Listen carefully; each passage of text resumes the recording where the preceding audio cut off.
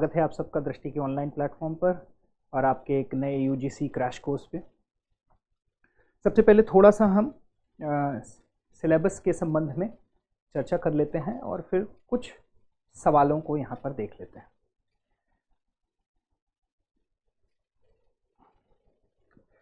जिससे हमें लगभग यह जानकारी हो जाए कि किस दायरे में हमें पढ़ना है।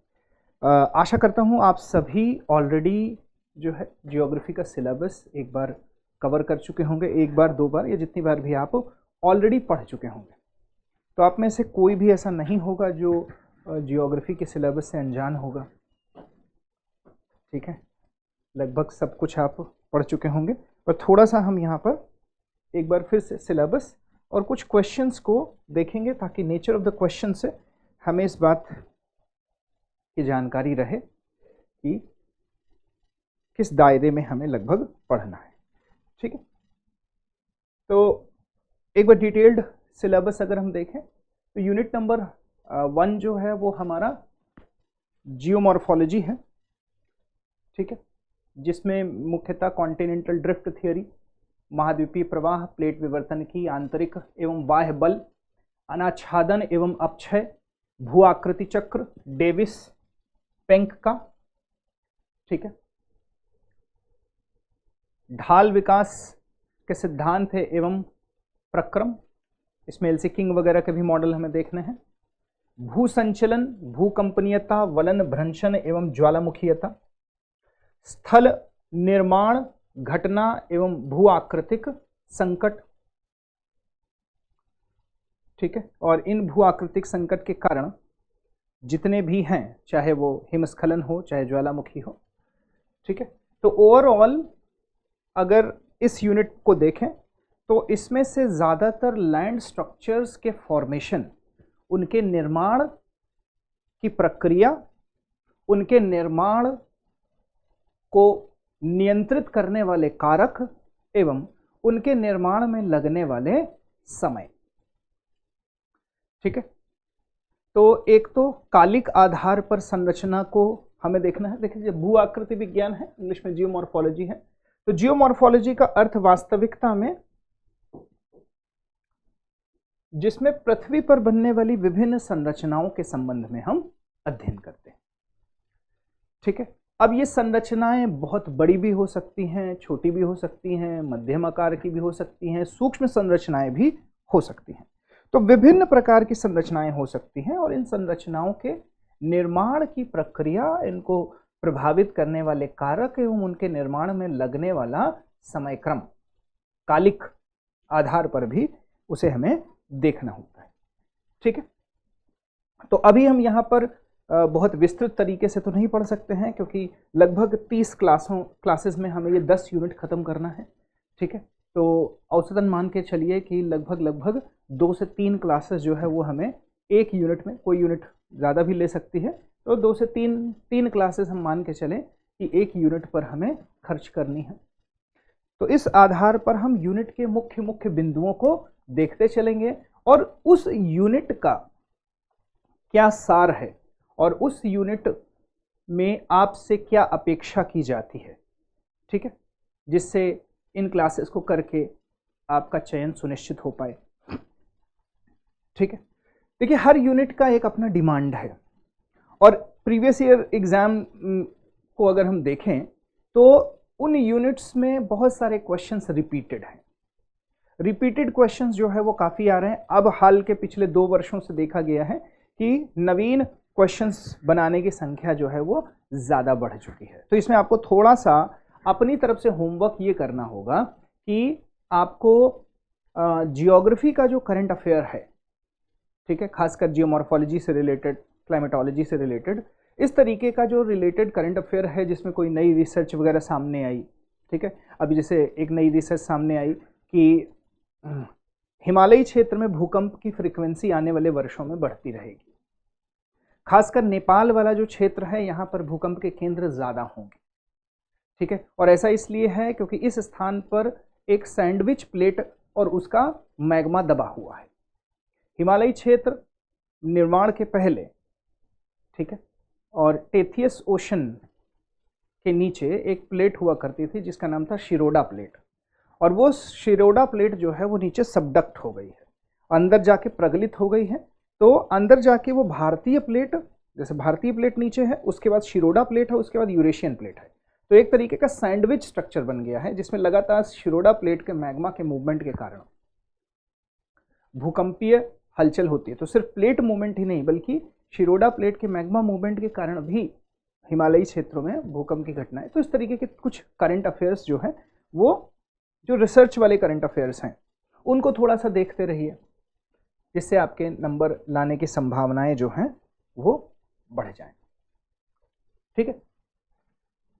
इसके अलावा जो बाकी यूनिट्स हैं, जैसे इसके बाद जलवायु विज्ञान है जिसमें वायुमंडल की संरचना, संयोजन, सूर्यतप, पृथ्वी का ऊष्मा बजट, ताप दाब, पवने, वायुमंडलीय परिसंचरण, वायु राशियां, वाताग्र, ऊपरी वायु संचलन, चक्रवात, प्रतिचक्रवात, शीतोष्ण कटिबंधीय चक्रवात, ठीक है, कोपेन और थॉर्नथवेट के जलवायु वर्गीकरण, एंसो आदि की घटनाएं, लानीना वगैरह।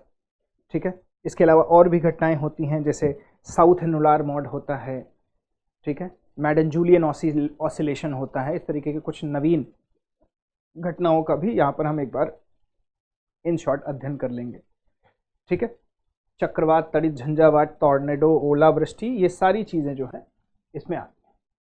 ठीक है, जलवायु से संबंधित।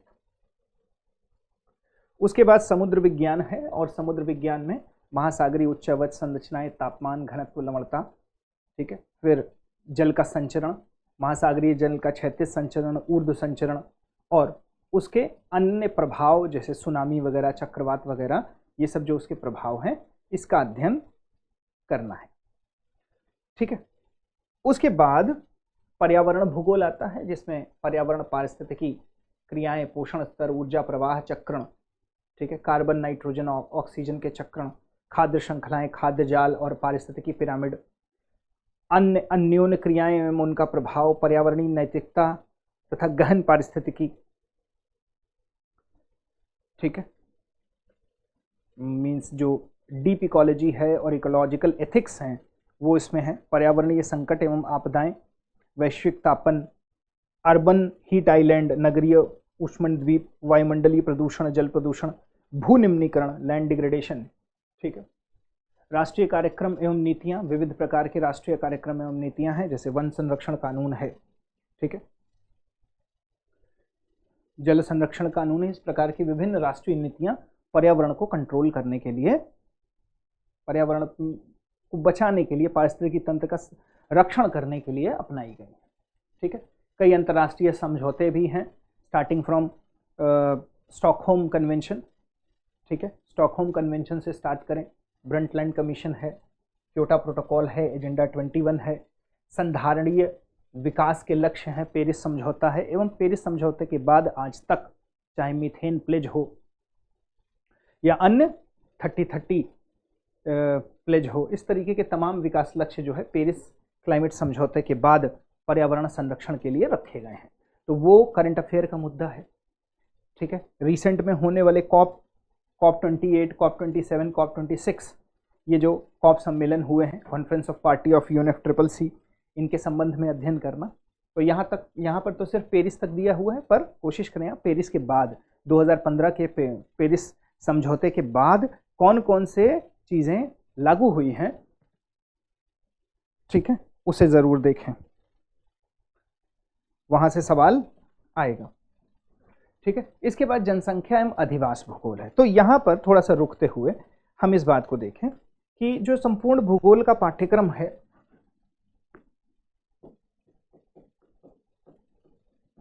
ठीक है, इसमें मूलतः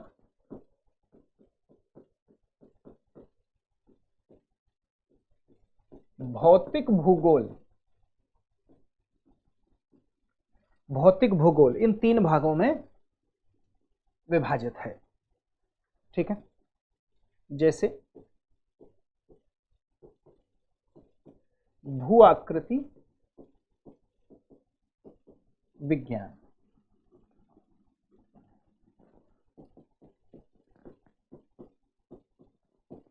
जलवायु विज्ञान एवं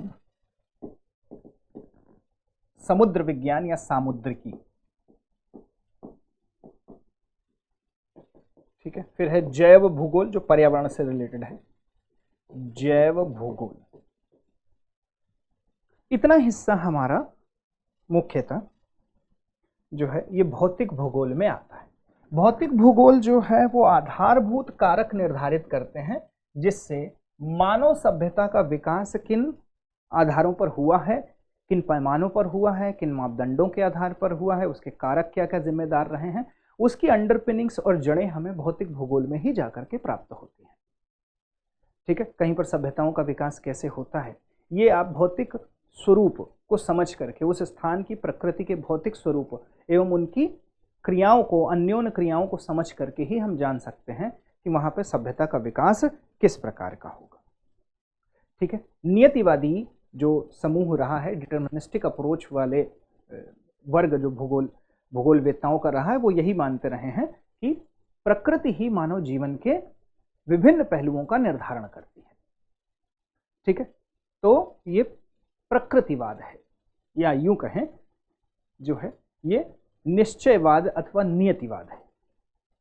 नियतिवादी विचारक जो है हम यही मानते हैं। बाद में क्षेत्रीय भूगोल ज्यादा प्रचलित होगा तो हम उस क्रम में देखेंगे कि संभावनावाद और संभववाद जैसी, ठीक है, पॉसिबिलिज्म एंड प्रोबेबिलिज्म जैसे सिद्धांत भी सामने आएंगे, जिसमें मानव जो है वो सिर्फ प्राकृतिक घटकों पर नहीं बल्कि अपने द्वारा स्वनिर्मित संचालित घटकों के आधार पर भी सभ्यताओं का संचालन करता है और उनका नियमन भी करता है। ठीक है, तो बाद के काल में हम देखेंगे कि भौतिक भूगोल के साथ साथ जो है वो मानव भूगोल के विभिन्न पहलुओं पर भी ज़्यादा से ज़्यादा रिसर्च होने लगी। खासकर अमेरिकन स्कूल ऑफ थॉट में हम देखते हैं कि ज़्यादा मानव भूगोल में काफ़ी अध्ययन होने लगा है और अब जो है भूगोल समय भूगोल की अवस्था तक आ पहुंचा है, जिसको टाइम जियोग्राफी कहते हैं।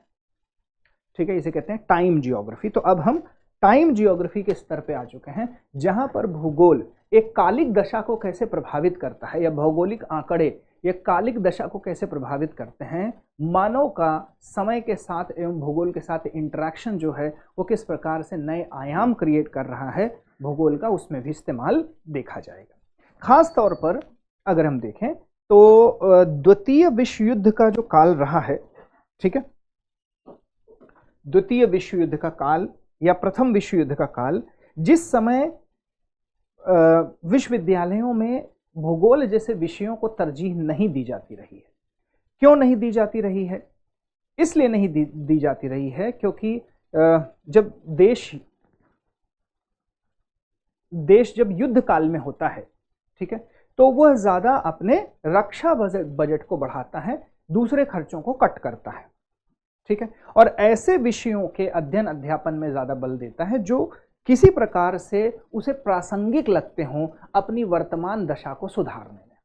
तो इसीलिए देखते हैं कि भूगोलवेत्ताओं का ज्यादा प्रयास जो है, खासकर द्वितीय विश्व युद्ध के काल में भूगोलवेत्ताओं का ज्यादा प्रयास इस ओर होने लगा कि कैसे भूगोल को भौतिक जीवन में उपयोगी विषय बनाया जाए, उसका किस प्रकार से इस्तेमाल हो कि उससे उद्योगों को फायदा हो, किसी देश को फायदा हो, मिलिट्री ऑपरेशंस को फायदा हो। तो हम देखेंगे कि भूगोल में जो है द्वितीय विश्व युद्ध के काल के बाद ही भूगोल में ज्यादा मैथमेटिकल अप्रोच, जो क्वांटिटेटिव अप्रोच है, ठीक है, क्वांटिटेटिव जियोग्राफी की तरफ जो है वो भूगोल बढ़ने लगेगा और उसमें बहुत सारे ऐसे सिद्धांत आएंगे जो लगभग विज्ञान या गणितीय प्रकार के सिद्धांत होंगे और ये बताने की प्रयास करेंगे कि हाँ भाई, वेबर बताएंगे भाई कहाँ फैक्ट्री लगाओ, कितनी दूर पे लगाओ तो ज़्यादा फायदा होगा। ठीक है, तो भूगोल जो है वो क्षेत्रीयता और स्थानीयकरण के नियमों को आत्मसात करते हुए ज़्यादा प्रैक्टिकल बनने का प्रयास करने लगेगा। ठीक है, और यही वो दौर है जब मानव भूगोल की जड़ें और ज़्यादा विस्तारित हों। ठीक है, अन्यथा पहले भूगोल में ज़्यादातर जो विचारक और अध्ययन करता रहे हैं वो भौतिक भूगोल के संबंधित विषयों को इसी क्षेत्र में, ठीक है, ज्यादा अध्ययन करते रहे। पर विश्व युद्ध की आवश्यकताओं को देखते हुए तो जब हम देखेंगे तो भूगोल जो है वो अंतर्राष्ट्रीय संबंधों से जुड़ने लगता है। भूगोल निश्चिततः हमेशा से ही विभिन्न देशों के संबंधों को बनाता रहा है। अगर उन दो देशों के बीच में बहुत बड़ी ऊंची पर्वत श्रृंखलाएं हैं तो उनका संबंध जरूर बाधित रहेगा। पर जैसे जैसे मानव जो है वो तकनीकी विकास करता जा रहा है, टनल्स, ब्रिजेस और तमाम कम्युनिकेशन नेटवर्क स्टैब्लिश करता जा रहा है, वहीं जो भौतिक बैरियर्स हैं वो आगे चल करके निग्लिजिबल साबित होते जाते हैं, नगण्य होते चले जाते हैं। ठीक है, और भूगोल जो है वो ज्यादा गणितीय स्वरूप और ज्यादा क्षेत्रीयता का स्वरूप ले लेता है। हालांकि ये बहस हम भूगोल के जो विभिन्न सिद्धांत वाला यूनिट है उसमें जाकर के डिस्कस करेंगे। अभी हम भौतिक भूगोल के आधारभूत सिद्धांतों को ही मुख्यतः समझे। ठीक है, तो फिर दूसरी तरफ आते हैं मानव भूगोल की तरफ। मानव भूगोल, मानव भूगोल में हम उन सभी पहलुओं के विषय में अध्ययन करते हैं जो मानव भौतिक भूगोल के आधार पर क्रिएट कर सकता है। ठीक है, चाहे पॉलिटिकल जियोग्राफी की बात करें या ट्रांसपोर्ट जियोग्राफी की बात करें या औद्योगिक भूगोल की बात करें, जननांकीय एवं जनसंख्या भूगोल की बात करें, डेमोग्राफिक जियोग्राफी, ये सब कुछ जो है हमारा मुख्यतः मानव भूगोल का हिस्सा है। इसमें मानव जो है वो प्रकृति को प्रभावित करता हुआ दिखाई पड़ेगा। और मानव बोलेगा ऐसा नहीं है कि प्रकृति ही सब कुछ निर्धारित करती है। ठीक है, हम अपने से कर सकते हैं। ठीक है, जो संभावनावाद है वो ये बोलेगा कि भाई प्रकृति जो है हमें चयन देती है और हम अपने चयन के आधार पर, हमारा चयन ये निश्चित करता है कि किस प्रकार की सभ्यता एवं संस्कृति का विकास होगा। ठीक है, तो जनसंख्या एवं अधिवास भूगोल, इसमें जनसंख्या के आंकड़े प्रतिदर्श पर यहाँ पर आपको देखना है कि जो करंट वाले आंकड़े होते हैं उनसे सवाल मुख्यतः आते हैं। और चूंकि 2021 की जनगणना के आंकड़े अभी तक आए नहीं हैं, कोई आंकड़ा सामने नहीं आया है, इस वजह से इस सेक्शन से कम ही सवाल हमें देखने को मिलेंगे। पर फिर भी यहाँ पे जो विभिन्न थियरीज हैं जैसे माल्थस, सैडलर, रिकार्डो वगैरह की थियरी हैं, इवन यहाँ पर जो मार्क्सवादी प्रभाव भी है जनसंख्या के विकास का, क्योंकि जैसे मार्क्स जो है वो भौतिक द्वंद्ववाद की बात करते हैं, तो मार्क्स क्या बोलेंगे कि भाई कि ऐसे ऐसे समाज जहाँ पर श्रमिक वर्ग ज़्यादा है, ठीक है, तो श्रमिक पैदा करने की कोशिश करता है, क्योंकि उसका मानना है जितने हाथ उतने काम। तो जहाँ पर भी कॉलोनियलिज्म होगा, औपनिवेशवाद जहाँ पर होगा, वहाँ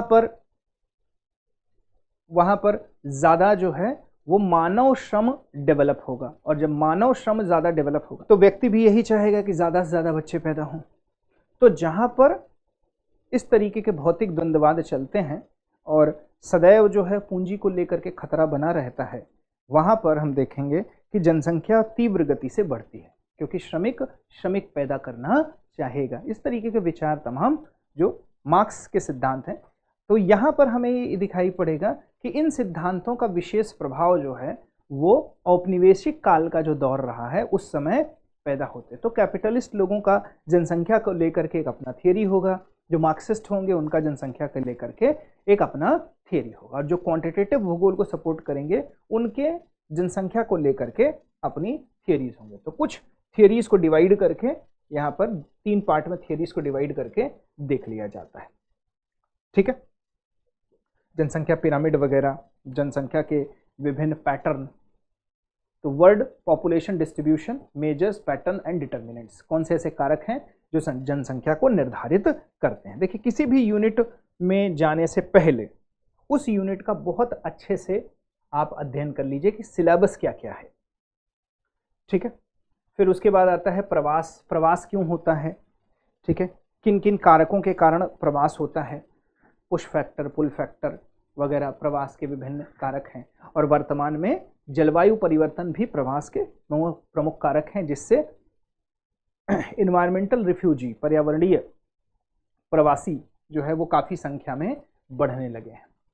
ठीक है, तो विभिन्न क्षेत्रों में प्रवास के कारण क्या हैं और विकासशील देशों में, विकसित देशों में प्रवास को लेकर के क्या नीतियां हैं। ठीक है, फिर आता है हमारा अधिवास भूगोल। अधिवास भूगोल या सेटलमेंट जियोग्राफी। देखिए, सेटलमेंट के विभिन्न कारक होते हैं। सेटलमेंट कुछ निश्चित आधार पर होता है, वर्तमान में अगर हम देखें तो मानव के अंदर एक प्रवृत्ति होती है कि वो ज़्यादा से ज़्यादा सुरक्षा, सिक्योरिटी इन ऑल सेंस प्राप्त करना चाहता है, ठीक है। और इसी प्रभाव के कारण सेटलमेंट के नए पैटर्न हमें विकसित होते दिखाई पड़ते हैं। तो सेटलमेंट के उसी प्रकार के पैटर्न हमेशा बने नहीं रहते हैं, ठीक है। ग्रामीण अधिवास हो, ठीक है, चाहे शहरी अधिवास हो, उसके पैटर्न में लगातार बदलाव होता रहता है। नगरों, अब जैसे नगरों में देखें तो नगरों में लगातार जनसंख्या बढ़ती रहेगी। इसका कारण जो है वो इकोनॉमिक डिस्पैरिटी भी होता है, और नगरों की बेहतर लाइफस्टाइल की वजह से, सुविधाओं की तरफ वजह से भी लोग नगरों की तरफ भागेंगे। पर नगरों की भी एक अपनी कैरिंग कैपेसिटी होती है। जब उनकी वहन क्षमता से अधिक जनसंख्या वहां पर आने लगेगी, निडल इफेक्ट बनने लगेगा, रिसोर्सेज पर जो है निडल इफेक्ट जनरेट होने लगेगा, तो वहां की जनसंख्या को नगर बाहर निकाल करके फेंकना चाहेगा। नगर प्रशासन भी यही चीज करना चाहेगा, और इसका सबसे अच्छा जरिया होता है कि नए ट्रांसपोर्ट मॉडल्स को डेवलप करना, फिर मेट्रोज, फास्ट मोबिलिटी, है ना, इस तरीके के तमाम ट्रांसपोर्ट मॉडल डेवलप होंगे, जिससे नगर के केंद्रीय क्षेत्र से जनसंख्या जो है उसके पेरिफेरल एरिया में जाए और काम करने के लिए चाहे केंद्रीय क्षेत्र में आए। तो अधिवास के जो प्रकार होते हैं और अधिवास का जो पैटर्न होता है, आगे चल करके यहाँ पर क्या हो सकता है, वो अधिवास भूगोल से हमें पता चलता है, ठीक है। इसमें विभिन्न थियरी, गॉर्डन चाइल्ड वगैरह की जो है, पेरेनी की है, ममफोर्ड की है, ये विभिन्न थियरीज जो है वो अधिवास को लेकर के हैं। जैसे प्राइमेट सिटी का एक कॉन्सेप्ट है, भारत में कोई प्राइमेट सिटी है नहीं, फिर भी हम थोड़ा सा पढ़ते हैं कि प्राइमेट सिटीज कौन सी होती हैं, जैसे पेरिस वगैरह जैसे प्राइमेट सिटी होती हैं, क्या आधार होता है प्राइमेट बनने का, ठीक है, क्या आधार होता है। फिर क्रिस्टॉलर और लॉश का सिद्धांत, ये हमें जो है ना औद्योगिक भूगोल में भी मिलेगा, यहाँ पर भी हमें मिलेगा, ठीक है। नगरों की आंतरिक संरचना, नगरीय भूमि और उसको उपयोग करने के वर्गीज, उल्मेन और हैरिस के सिद्धांत, इसके साथ साथ जो है हमें हॉयट के भी सिद्धांत यहाँ पर देखने, ठीक है। तो काफी बड़ी यूनिट है ये वाला, पर इसमें मोटे मोटे तौर पर जो है कुछ ही चीजें इंपॉर्टेंट हैं जहां से सवाल मुख्यतः आते हैं, ठीक है। आर्थिक गतिविधियों से संबंधित या इकोनॉमिक एक्टिविटीज से, ठीक है। तो मानव भूगोल में जनसंख्या एवं अधिवास भूगोल, जनसंख्या एवं अधिवास भूगोल, फिर है आर्थिक भूगोल। आर्थिक, देखिए मानव जो है ना, कहते हैं कि मानव एक सामाजिक प्राणी है, उसके साथ साथ मानव जो है ना वो एक आर्थिक प्राणी भी है। आर्थिक गतिविधियां मानव हमेशा से परफॉर्म करता रहा है, ठीक है। अब एक चीज ध्यान रखेंगे कि आर्थिक गतिविधि कभी भी इंडिविजुअलिस्टिक नहीं होती है, वैयक्तिक नहीं होती है। आर्थिक गतिविधि हमेशा सामूहिक होती है।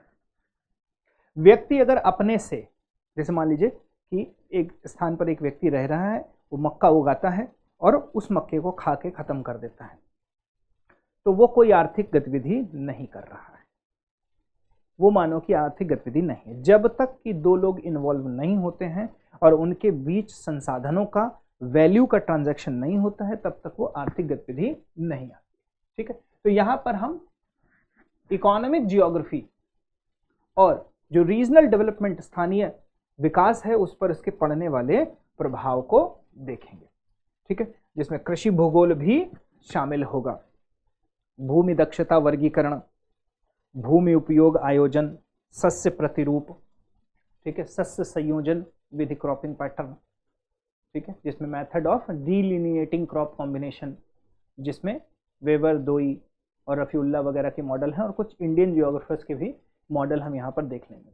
वॉन थ्यूनेन का भूमि उपयोग का, जिसमें 10 सिद्धांत जो है इनके हैं, वॉन थ्यूनेन के, ठीक है, उसे हम यहाँ पर देखेंगे। कृषि उत्पादकता का मानक एवं निर्धारण।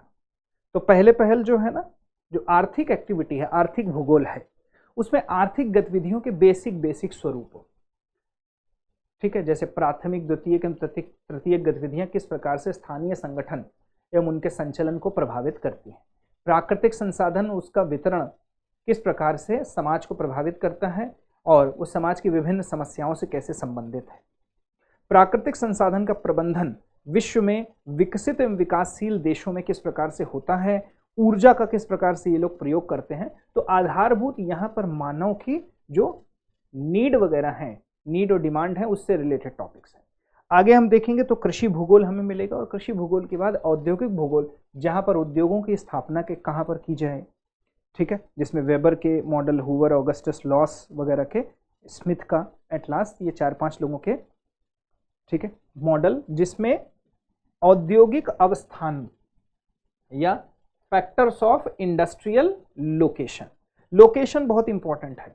यहीं से भूगोल को जो है ना, और ये वाला जो कि इंडस्ट्रीज की लोकेशन कहाँ पर होनी चाहिए, यहीं से भूगोल में जो उद्योगपति हैं उनकी रुचि जन लेने लगी, क्योंकि उनका जो बेसिक डिमांड है वो यही है कि प्रॉफिट को कैसे ज़्यादा से ज़्यादा बढ़ाया जाए।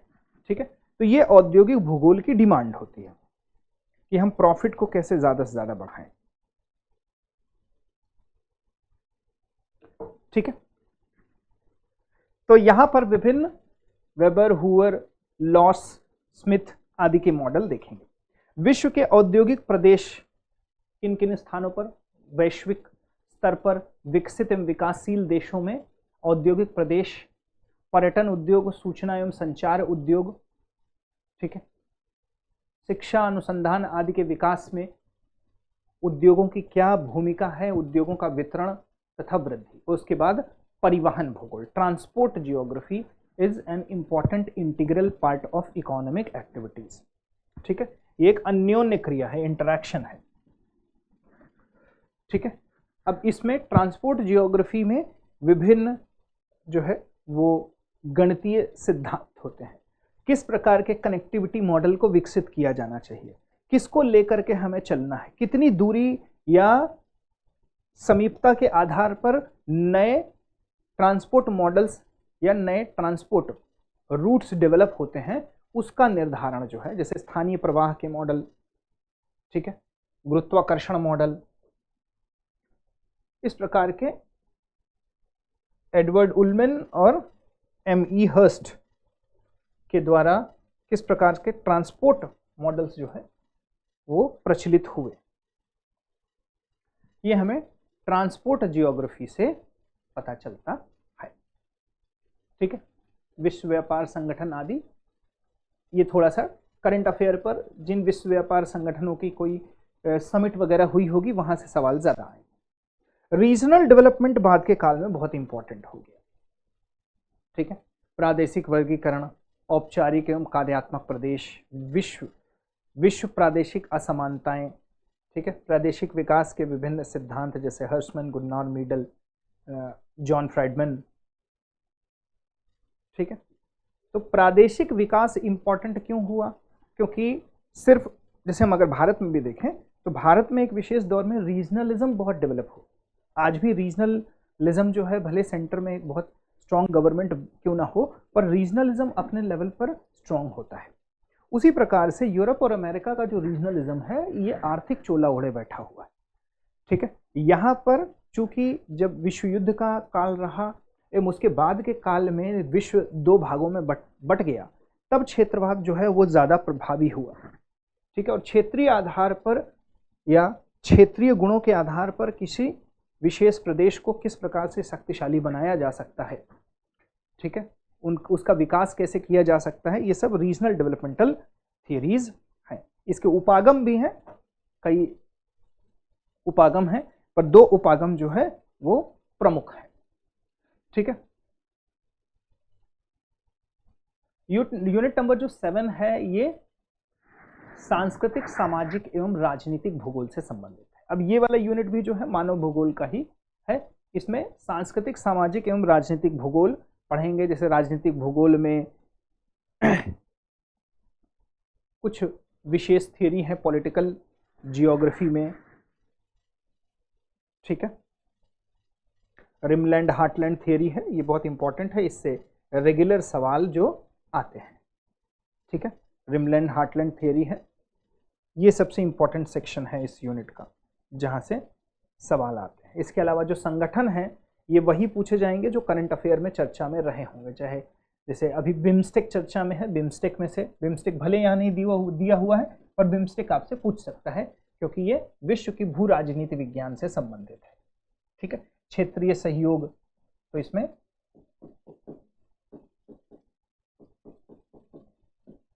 बिम्स्टेक भी पूछा जा सकता है, भले वो यहां पर नहीं लिखा है। ठीक है, फिर आता है भौगोलिक चिंतन। भौगोलिक चिंतन में मुख्यतः विषय का जो एवोल्यूशन है उसके बारे में अध्ययन है।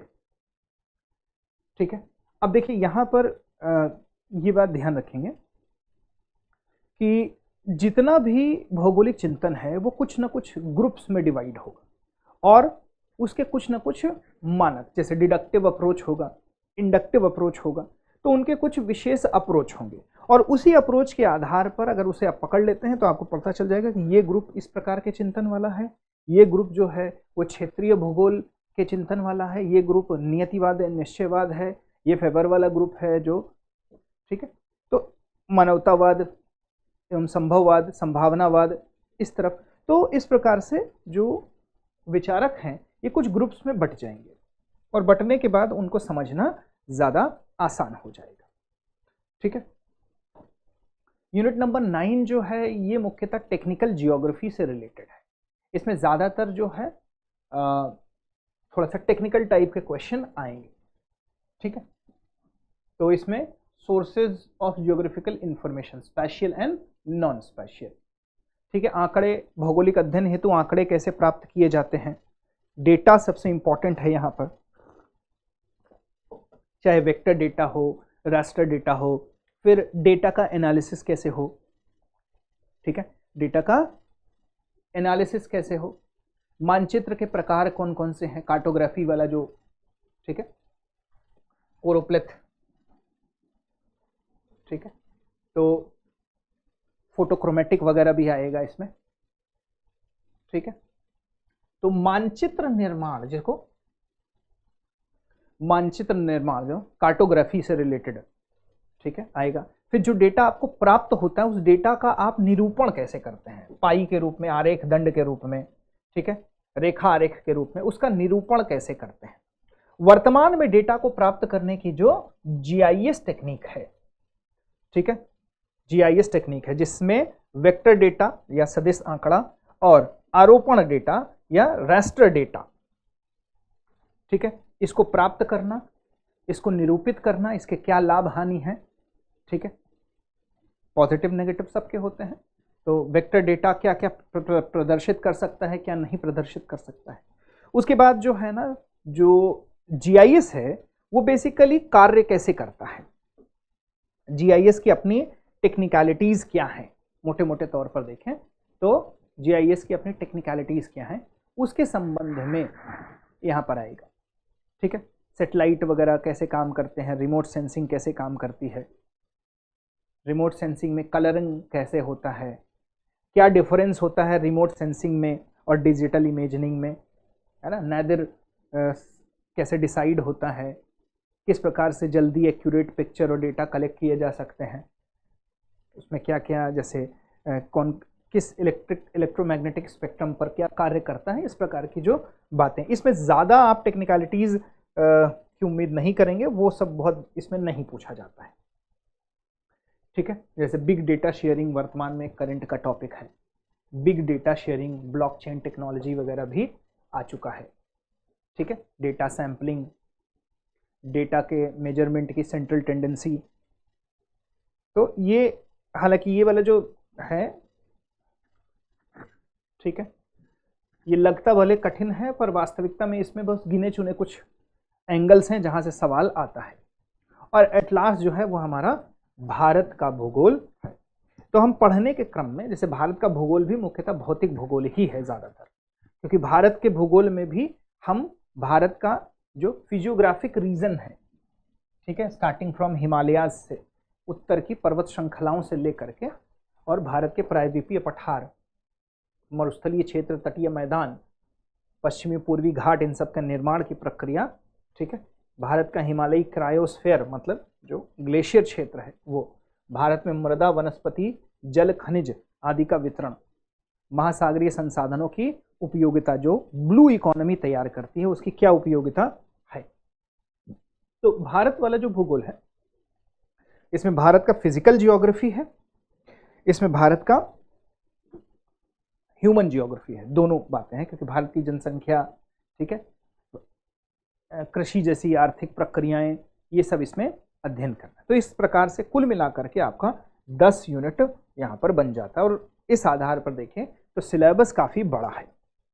पर अगर आप लोग ऑलरेडी पढ़ चुके हैं तो रिवीजन करने में आपको ज़्यादा समय नहीं लगेगा, सब कुछ आपका ऑलमोस्ट अध्ययन किया हुआ होगा, आपको बस एक बार रिवाइज करना है मेरे साथ आगे बढ़ते हुए। हम पहली यूनिट से स्टार्ट करेंगे जो कि है भू आकृति विज्ञान। ठीक है, भू आकृति विज्ञान में किस प्रकार के सवाल यहां पर आए हुए हैं, तो एक बार सवालों को आपने जरूर देखा होगा, मैं एक बार आपको उनका नेचर बताते हुए चलता हूं।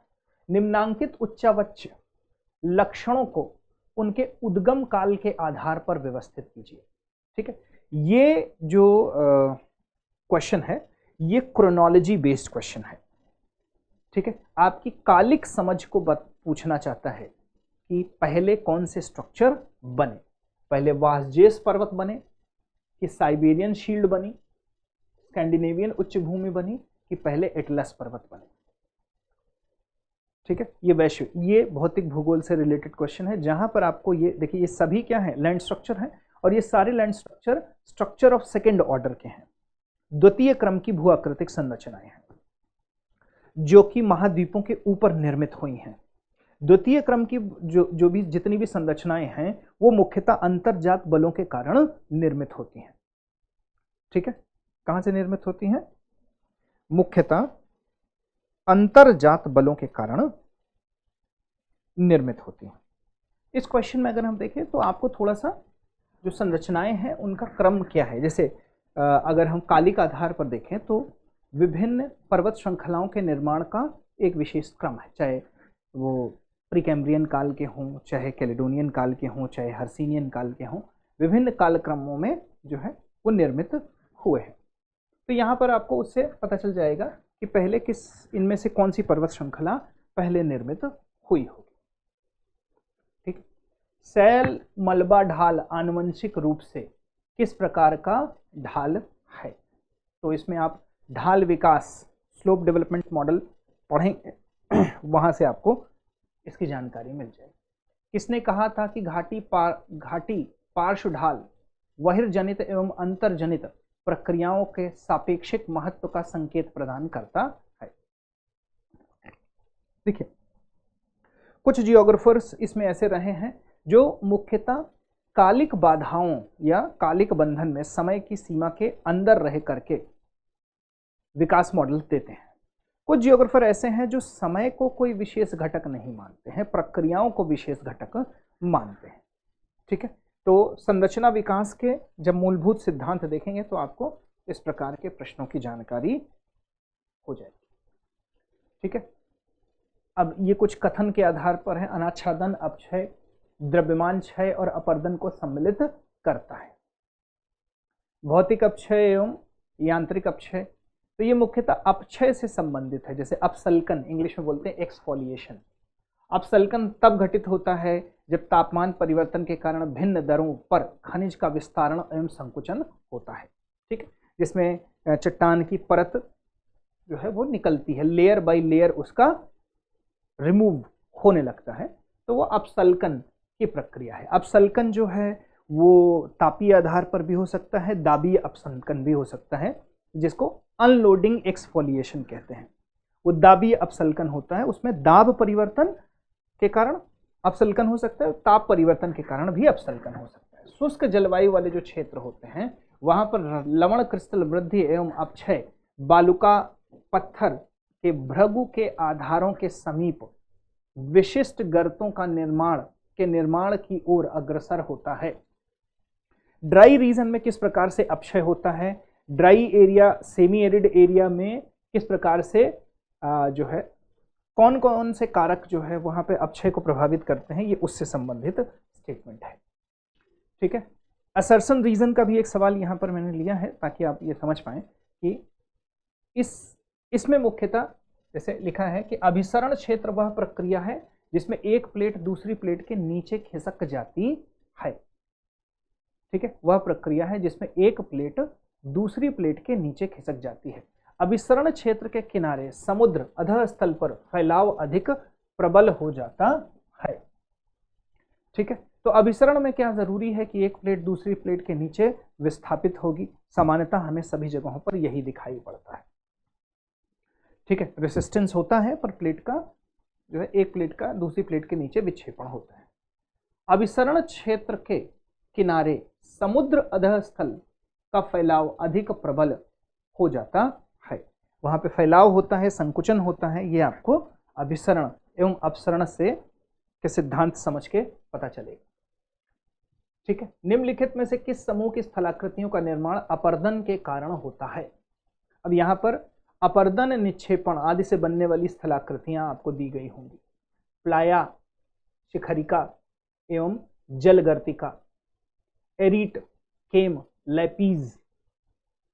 ठीक है, तो यहां पर स्थलाकृतियां वो जो कि मुख्यतः अपर्दन के कारण निर्मित हुई हैं, कोई अन्य कारक उसमें ज्यादा प्रभावी नहीं है।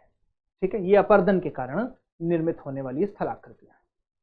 ठीक है, तो जैसे ड्रिप स्टोन है, विलय रंध्र है, यू आकार की घाटी है, कैसे बनती है। ड्रमलिन है ना, ड्रमलिन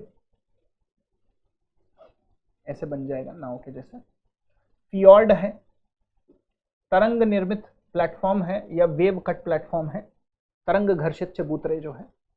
एरीट, केम, लैपीज। ठीक है, तो यहां पर आपको कुछ आकृतियां, जैसे ड्रमलिन जो है वो जमाव के कारण बनता है। फियॉर्ड जो है वो हिमानी अपर्दन के कारण बनता है। अब चूंकि सिर्फ अपर्दन पूछ रहा है तो ये निकल जाएगा। ठीक है, केम डिपोजिशन के कारण बनता है, ग्लेशियर एरिया में केम डिपोजिशन के कारण बनता है। एरीट और लैपीज जो है वो अपर्दन के कारण बनते हैं। ठीक है, ड्रिप स्टोन जमाव के कारण बनते हैं।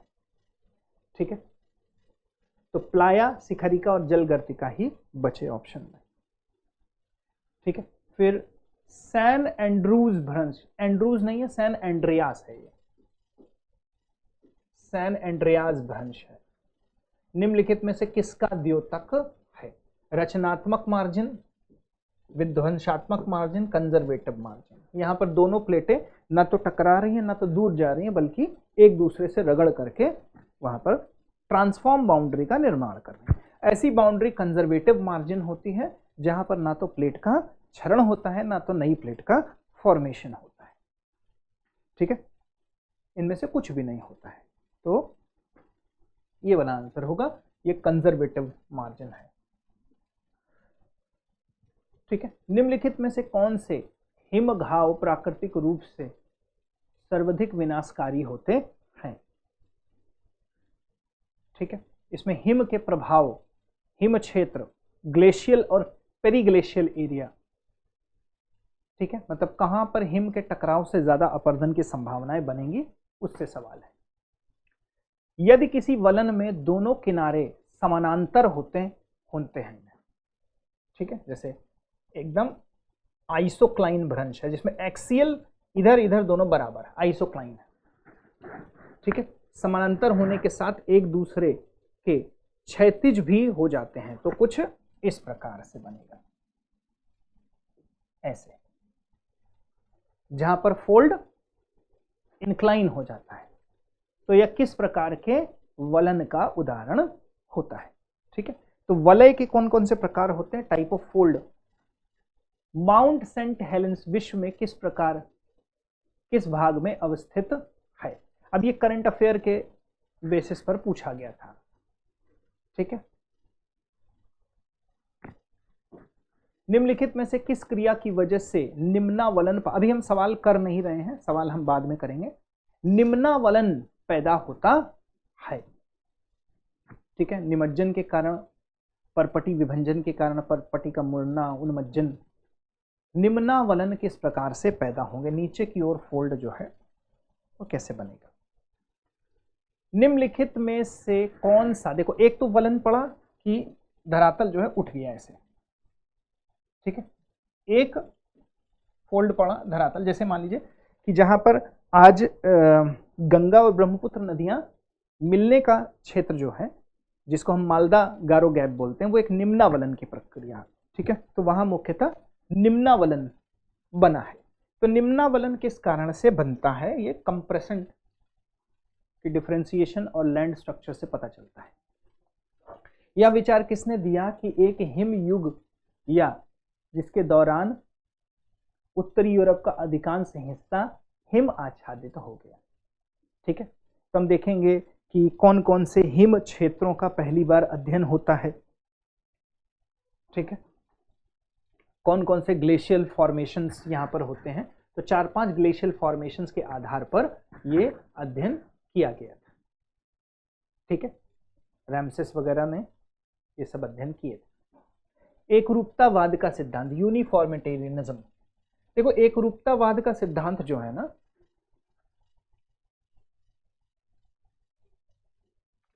ये वाला क्वेश्चन घूम फिर करके कई बार आएगा, लगभग हर 1 साल के अंतराल पर ये क्वेश्चन जो है ना वो आता ही है, ठीक है।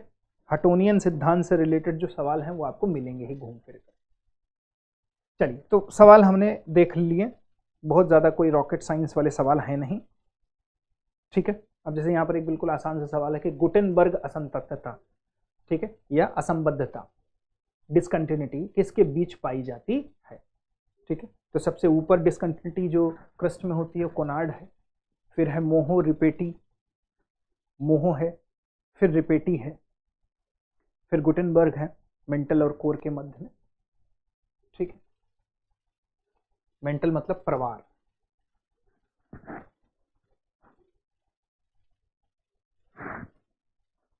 तो इस तरीके के सवाल मुख्यतः आए हैं। आइए हम स्टार्ट करते हैं अपना अध्ययन,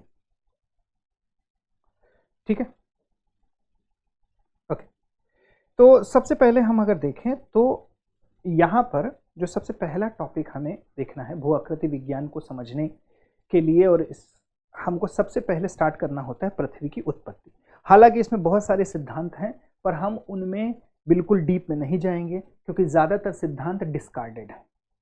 अब चूंकि वो डिस्कार्डेड सिद्धांत हैं तो उन सिद्धांतों से ज़्यादा कोई सवाल नहीं आएगा, बेसिक बस आ सकता है कि ये सिद्धांत किसने दिया, या इधर सिद्धांत होगा इधर उनके प्रणेता होंगे, उनको मैच करने के लिए सवाल आ जाएंगे, ठीक है। तो सबसे पहले स्टार्ट करते हैं पृथ्वी की उत्पत्ति से। पृथ्वी की उत्पत्ति, ठीक है।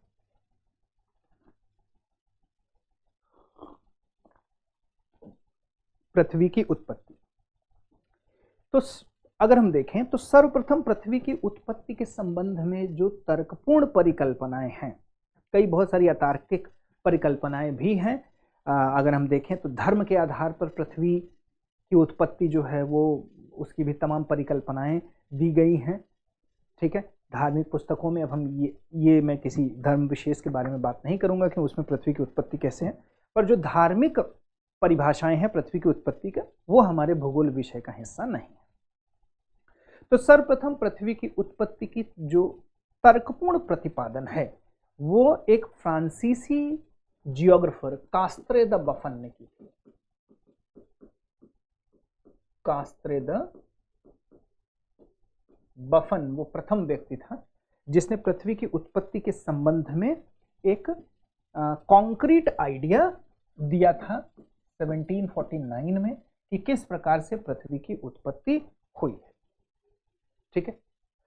और इसी संबंध में उनके जो विचार हैं वो पृथ्वी या अन्य ग्रहों की उत्पत्ति के संबंध में भी हैं, ठीक है। बाद के काल में हम देखें तो पृथ्वी की उत्पत्ति को लेकर के दो धड़ों में, दो धड़, एक है द्वैतारक सिद्धांत,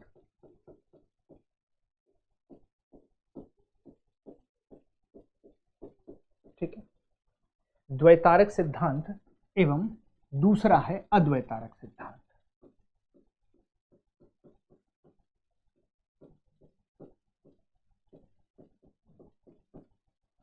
अद्वैतारक सिद्धांत।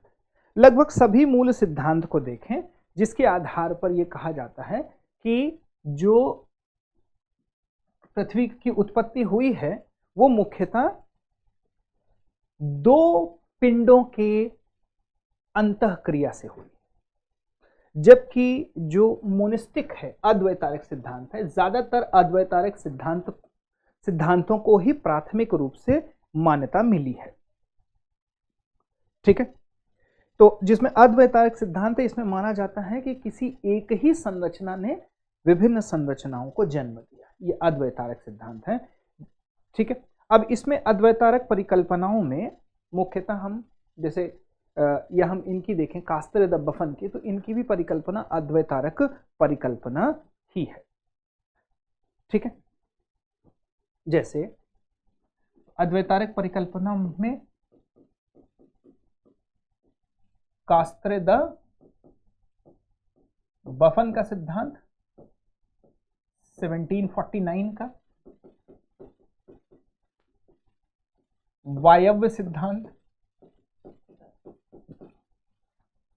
वायव्य परिकल्पना, गैसियस हाइपोथेसिस, ये इमैनुअल कांट की है। सिद्धांत मत लिखें इनको, परिकल्पना लिखें, हाइपोथेसिस।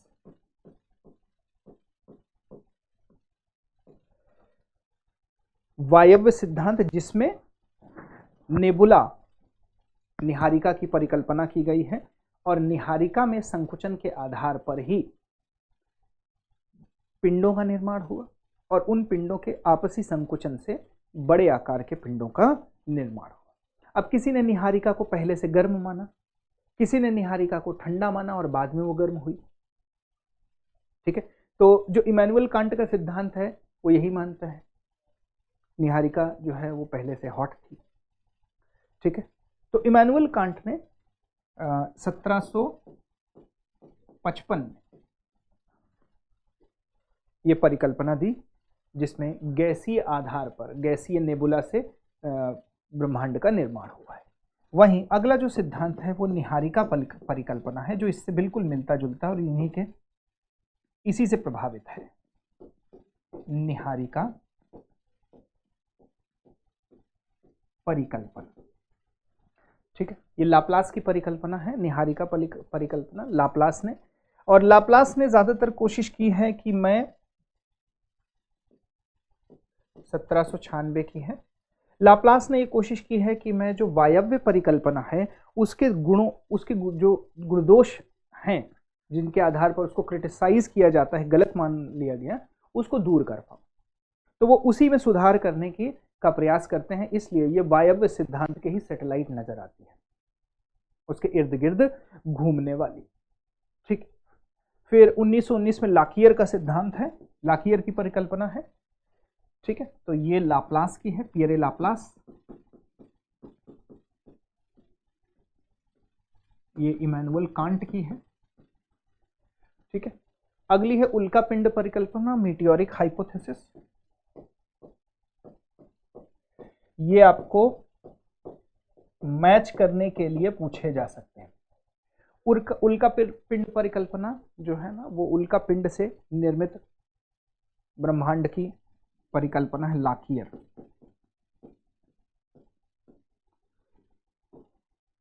1919 में।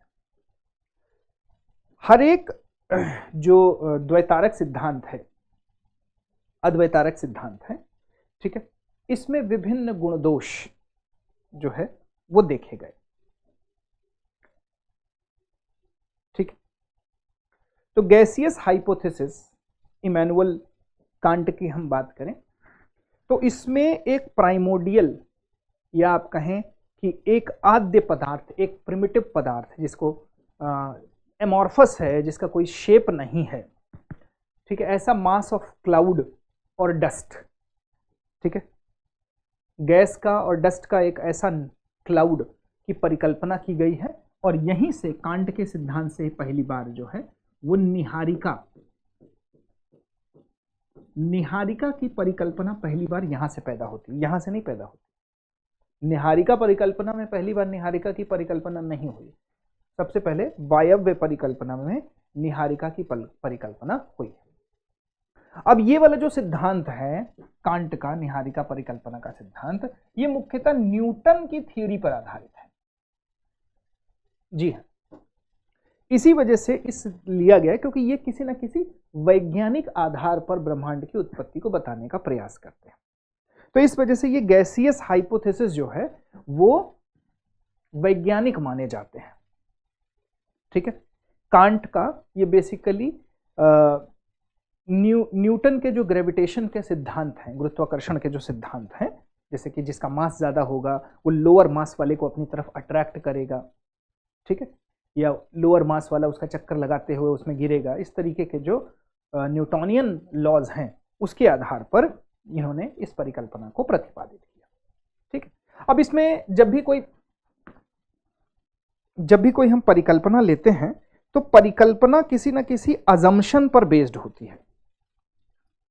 ठीक है, उसके कुछ ना कुछ अजम्पशंस होते हैं। जैसे यहां पर अजम्पशन हम देखें तो यहां पर इन्होंने अजम्पशन लिया है कि पहले से ही एक प्राइमोर्डियल एमॉर्फस निहारिका यूनिवर्स में एग्जिस्ट करती थी, और यही इसका क्रिटिसिज्म है कि भाई ये आई कहां से, इसके बारे में कांट ने कुछ नहीं बताया। ठीक है, नेबुला जो है वो स्लो रोटेटिंग गैस क्लाउड था, एक स्लो रोटेटिंग गैस क्लाउड था, और इसमें जो भी पदार्थ था जो भी मैटर था वो बिल्कुल ठंडा था, सॉलिड था। ठीक है, और मोशनलेस, ऑलमोस्ट मोशनलेस पार्टिकल है।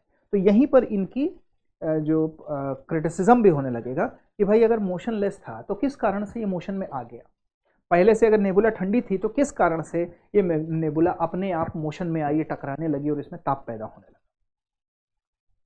तीसरा अजम्पशन जो इनका है कि particle began to collide against each other, particle जो है वो एक दूसरे से टकराने लगे म्यूचुअल ग्रेविटेशनल अट्रैक्शन के कारण।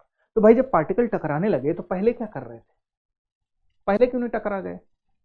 जब एग्जिस्ट किए हैं तभी टकरा जाना चाहिए था, बाद में क्यों टकरा रहे हैं? ऐसा कौन सा बाद में इनका दुश्मनी छिड़ गया था कि बाद में टकराने लगे? तो इन्हीं अजम्पशन के बेसिस पर जो है वो इनका एक तरीके से कहें तो क्रिटिसिज्म भी किया जाता है। तो इन्होंने कहा कि भाई म्यूचुअल ग्रेविटेशन जो है वो पार्टिकल का होता है, मास जिसका ज़्यादा होता है वो दूसरे को अपनी तरफ अट्रैक्ट करता है, इससे कोलिजन आता है, टकराव आता है, और जब ये टकराव आगे बढ़ता जाता है, ठीक है, ज़्यादा सघन टकराव होने लगते हैं तो एक दूसरे से रिपल्स भी करते हैं, आया टकराया दूर गया, रिपल्स। तो इससे बहुत ज़्यादा जो है ना वाइब्रेशन जनरेट होता है, रैंडम मोशन जनरेट होती है प्राइमोर्डियल मैटर, और इससे क्या हो गया, मैटर में जो है वो ताप पैदा होने लगता है टकराव के कारण। ठीक है, घर्षण होगा, जब टकराएंगे तो घर्षण होगा, और घर्षण होगा तो उसमें हीट पैदा होने लगेगी, और इसी टेम्परेचर के कारण प्राइमोर्डियल मैटर जो है ना वो और ज़्यादा एक्सपैंड करने लगेगा। ठीक है, एक्सपैंड करने लगेगा, टेम्परेचर बढ़ेगा, उसमें और रैंडम मोशन तेज हो जाएगी, और जब इतना ज़्यादा तेज हो जाएगी रैंडम मोशन, ठीक है, कि टेम्परेचर के एक्सीड डिवेंचर पे पहुंच जाएगा तो वो घूमने लगेगा, रोटेट करने लगेगा। ठीक है, और रोटेट करते करते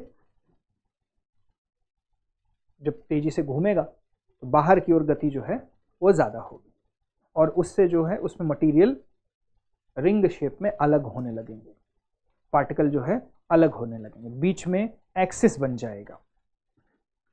ठीक है, तो जैसे जैसे हीट इंक्रीज होगा साइज ऑफ नेबुला भी इंक्रीज होगा।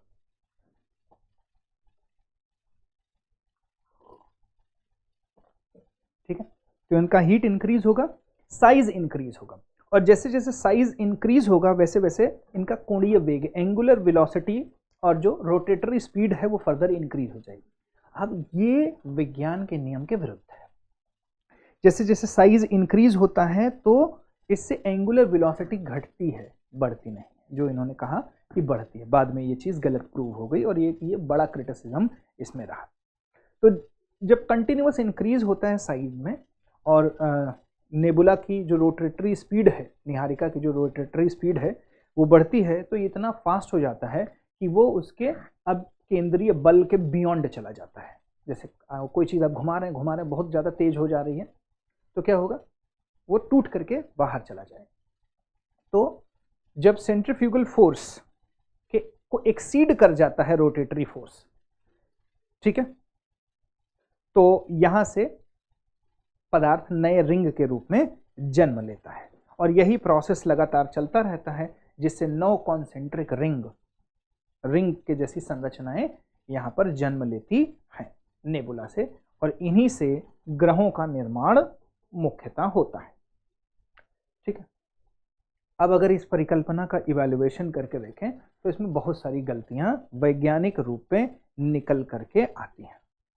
क्या गलतियां निकल के आती हैं कि कांट ने कहा कि प्राइमोर्डियल मैटर यूनिवर्स में पहले था, पर ये प्राइमोर्डियल मैटर का सोर्स कहाँ पर है, कहाँ से लाएंगे, इसके बारे में ये कुछ नहीं बता पाया। दूसरा, कांट ने एनर्जी का सोर्स नहीं बताया कि क्यों रैंडम मोशन होने लगी प्राइमोर्डियल मैटर में। जब अगर ये कोल्ड था तो रैंडम मोशन अचानक से कौन आ गया, धक्का मार दिया, स्टार्ट कर दिया, ठीक है, तो ये एक है।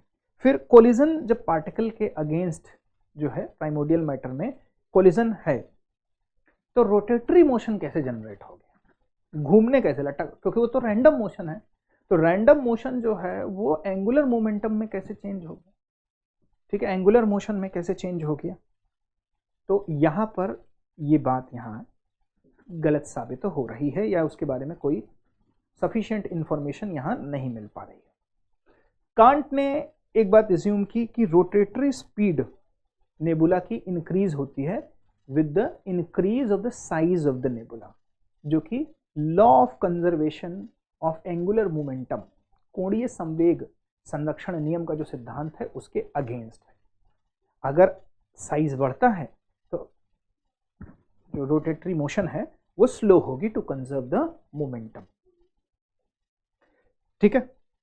तो कांट की थियरी जो है यहां पर डिस्कार्ड हो गई, पर कुछ बातें जो कांट की थियरी ने स्थापित करने का प्रयास किया वो ये है कि हम वैज्ञानिक नियमों के आधार पर, अजम्पशन के आधार पर और उनके साक्ष्यों के, तथ्यों के आधार पर हम इस सिद्धांत तक पहुंच सकते हैं कि ब्रह्मांड की उत्पत्ति कैसे हुई, because this was the first scientific attempt to explain the origin of universe, ठीक है, origin of earth and origin of universe, ठीक है। इसमें मुख्यतः पृथ्वी की उत्पत्ति के बारे में ज्यादा सोचा गया था।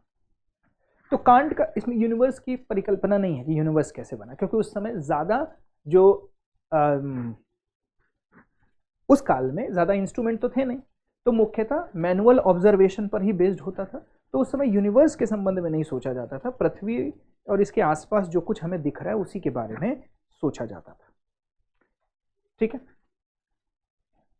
तो कांट का हाइपोथेसिस ने एक साइंटिफिक टेंडेंसी डेवलप करने का प्रयास किया कि हम किसी भी चीज की उत्पत्ति, विकास के संबंध में वैज्ञानिक आधार पर जान सकते हैं। उसी प्रकार से उसके बाद लाप्लास का सिद्धांत आया। अब कुछ बेसिक, क्योंकि लाप्लास मैथमेटिशियन थे तो थोड़ा सा इन्होंने साइंस के नियमों को, उस समय तक ज्ञात साइंस के नियमों को ध्यान में रखते हुए थियरी बनाई, ठीक है। हालांकि ये गैसियस हाइपोथेसिस के बिल्कुल सिमिलर थी, पर कुछ बेसिक मॉडिफिकेशंस इन्होंने किए। जैसे इन्होंने अज्यूम किया कि एक गैसीय नेबुला स्पेस में रहती थी, जैसा कि पिछले थियरी में अजम्पशन था, सेम अजम्पशन इनका भी था, ठीक है। इन्होंने ये बात अज्यूम की कि बिल्कुल बिगिनिंग से ही ये जो नेबुला थी, ये ह्यूज नेबुला, ये पहले से ही गर्म थी, बाद में कोई गर्म नहीं हुई, फ्रिक्शन से टकराने से गर्म नहीं हुई, बल्कि इसमें पहले से ही ताप मौजूद था। तो एक प्रॉब्लम ये सॉल्व हुई कि जब ताप पहले से ही था तो जनरेट होने का जो सवाल है उसका जवाब देने का कोई यहाँ पर बात ही नहीं बनती है, ठीक है। और ये नेबुला जो है ना वो कंटिन्यूअसली कूलिंग हो रहा था। उन्होंने कहा कि टकराया और गर्म हुआ, इन्होंने कहा कि पहले से गर्म था और उसका कूलिंग हो रहा था, क्योंकि हीट लॉस हो रही थी आउटर स्पेस में, ठीक है, रेडिएशन के माध्यम से आउटर स्पेस में हीट लॉस हो रही थी। तो कूलिंग हुआ तो ये स्क्वीज किया, साइज रिड्यूस किया, और रिड्यूस होने से, कूलिंग कंट्रैक्शन होने से इसमें स्पीड बढ़ी, जो कि एंगुलर मोमेंटम के नियम के हिसाब से है, ठीक है। तो अगर इनका हम इवैल्यूएशन करके देखें तो इन्होंने भी नेबुला का ओरिजिन कहां से हुआ इस बात को एक्सप्लेन नहीं किया है। इन्होंने इस बात को भी एक्सप्लेन नहीं किया है कि 9 रिंग ही क्यों डिवाइड हुई, इसके अलावा कोई नंबर क्यों नहीं बता रहे हैं आप, क्योंकि उन्होंने भी, कांट ने भी ये बताने की कोशिश की 9 ring, so why everybody stick to the 9 rings only. ठीक है, और भी नंबर हो सकते थे। और ये कहा गया कि जो इन रिंग के सेंटर वाला पोर्शन है वो सन है। तो सन अगर रिमेनिंग न्यूक्लियस है, ठीक है, तो इसके केंद्र में बल्ज होना चाहिए, क्योंकि वहां से टूट के चीजें अलग हुई हैं। तो जो सन है वो ऐसे गोलाकार नहीं बल्कि ऐसे शेप का होना चाहिए, इसके सेंटर में बल्ज होना चाहिए, क्योंकि यहीं से तो रिंग अलग हुई है। ठीक है, तो इस तरीके से कुछ इनकी भी थियरीज में प्रॉब्लम थी। ठीक है, एंगुलर मोमेंटम को ठीक से बताने में इनकी थियरी जो है वो फेल हो गई। तो इनकी जो परिकल्पना है, तो इसी वजह से ये परिकल्पनाएं रह गई, थियरी नहीं बन पाई। पर इसके आधार पर भी ये बात जाहिर होती है कि संरचनाएं स्ट्रक्चर्ड शेप में बनती हैं। लेयर्ड स्ट्रक्चर अर्थ का है, ये बात यहां से निकल के आती है। फिर उसी प्रकार से प्लैनेटेशिमल थियरी है, 1905 में चैम्बरलिन की है प्लैनेटेशिमल थियरी। चैम्बरलिन की जो थियरी है ये डुअलिस्टिक कॉन्सेप्ट पर बेस्ड है।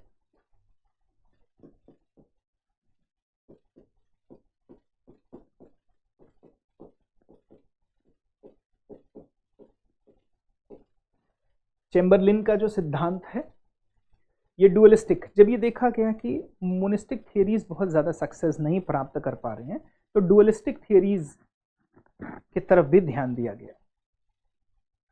ठीक है, चैम्बरलिन की ये प्लैनेटेशिमल थियरी है, इसको ग्रहाणु सिद्धांत बोलते हैं, ग्रहाणु परिकल्पना। दिस इज कॉल्ड ग्रहाणु परिकल्पना। ठीक है, ग्रहाणु परिकल्पना के आधार पर 1905 में चैम्बरलिन और इसमें एक और उनके सहयोगी थे मोल्टन, चैम्बरलिन और मोल्टन ने इस परिकल्पना को दिया। ठीक है, अब चैम्बरलिन का ये जो सिद्धांत है, इसके आधार पर इनिशियली जो कॉस्मिक बॉडीज हैं, ठीक है, वो 2 कॉस्मिक बॉडीज थी। एक तो हमारा अपना सन था, ठीक है, जो अपनी प्रारंभिक अवस्था में था, और दूसरा उसका एक कंपेनियन स्टार था, उसका एक साथी था जो उसके आसपास था, इंट्रूडिंग स्टार। अब आसपास कहने का मतलब नहीं कि पड़ोस में हो, गले में हाथ डाल के घूम रहे हो, उतना पास वाला नहीं, ठीक है, कुछ प्रकाश वर्षों की दूरी पर था। ठीक है, तो ये जो प्रोटोसन था हमारा, ये उस समय बहुत अनस्टेबल था और इसमें बहुत सारे स्मॉल सॉलिड पार्टिकल आपस में चिपके हुए थे। और जब ये दूसरा सन उसके पास से गुजरता है, इंट्रूडिंग स्टार, उसके बहुत क्लोज आता है प्रोटोसन, ठीक है, तो उससे बहुत सारे जो स्मॉल पार्टिकल है वो डिटैच हो जाते हैं आउटर सरफेस की ओर, और वो एक छड़ के जैसे उससे टूट करके अलग हो जाते हैं। और यही मैटर जो है, ठीक है, तो जैसे मान लीजिए कि ये हमारा प्रोटोसन था और ये एक स्टार था, और जब ये स्टार यहां से गुजरेगा तो इससे कुछ मटेरियल इसका अलग हो जाएगा, और यही मटेरियल आगे चल करके विभिन्न पिंडों में बदल जाएगा।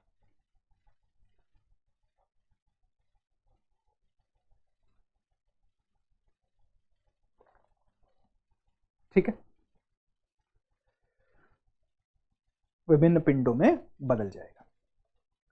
तो प्लैनेटेसिमल हाइपोथेसिस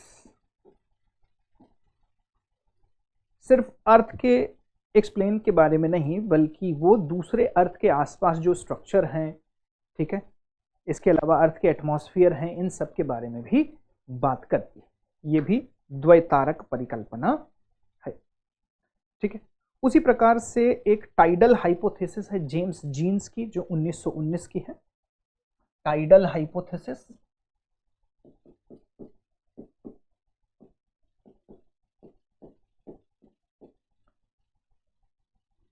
टाइडल परिकल्पना, टाइडल परिकल्पना, ठीक है, विखंडन की परिकल्पना है, ऐसे तमाम नोवा थियरीज हैं। पर इसमें ये जो दो परिकल्पनाएं हैं द्वैतारक में, ये सबसे प्रमुख हैं। ठीक है, ये जीन्स और जेफरी की थियरी है।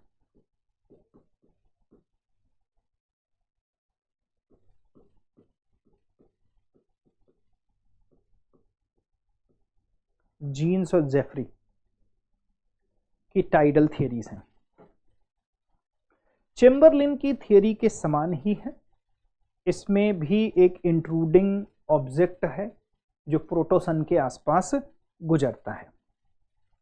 इनके आधार पर यह माना गया है कि जो प्रोटोसन था वो इनिशियली बहुत ऐसा गर्म बॉडी नहीं है, वो एक ठंडा बॉडी है। ठीक है, ठंडी बॉडी है। और टाइडल थियरी एज्यूम करती है कि प्रोटोसन जो है वो बाद के काल में हॉट हुआ है। ठीक है, और उसमें से कुछ इजेक्टा निकला है, उसी इजेक्टा और मटेरियल से, जो शिगार शेप में रहा है, उसी इजेक्टा और मटेरियल से जो है वो निर्मित हुआ है। ठीक है, उसी प्रकार से रसल का सिद्धांत है जो बाइनरी स्टार हाइपोथेसिस है। होयल का सिद्धांत है, होयल का सिद्धांत है जो सुपरनोवा सिद्धांत है होयल का। ठीक है, और इसके अलावा जो है ना इंटरस्टेलर डस्ट थियरी है, स्मिट की है, स्मिट की इंटरस्टेलर डस्ट थियरी। आपके पास अगर नहीं हो तो लिखते जाइएगा, इंटरस्टेलर डस्ट थियरी स्मिट की है। ठीक है, हालांकि थियरी नहीं, हाइपोथेसिस है। ये हाइपोथेसिस अब जो है डिस्कार्डेड हो चुकी है। उसके बाद इन सब के बाद आती है एक परिकल्पना जिसे हम कहते हैं बिग बैंग थियरी। चूंकि ये थियरी में बदली, इस वजह से ये इंपॉर्टेंट हो जाती है पढ़ने में।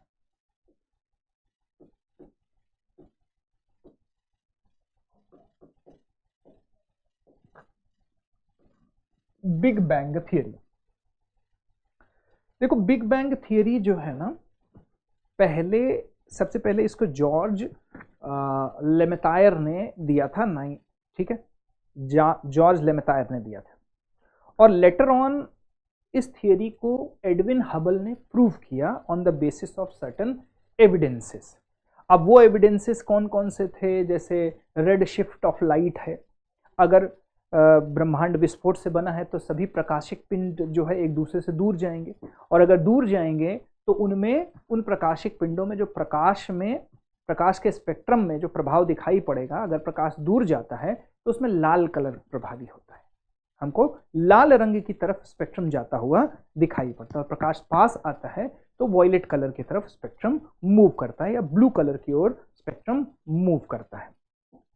तो बिग बैंग थ्योरी में माना गया कि पहले जो पूरा यूनिवर्स था वो एक सिंगल मॉलिक्यूलर शेप में था। इसको कहा गया सिंगुलैरिटी, इसको कहा गया सिंगुलैरिटी।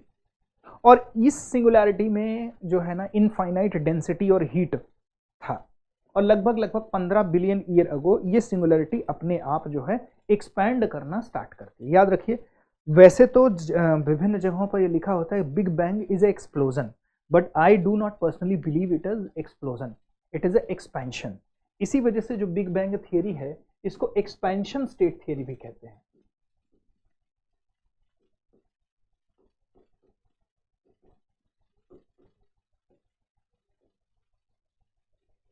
इसे एक्सपेंशन स्टेट थियरी भी कहा जाता है।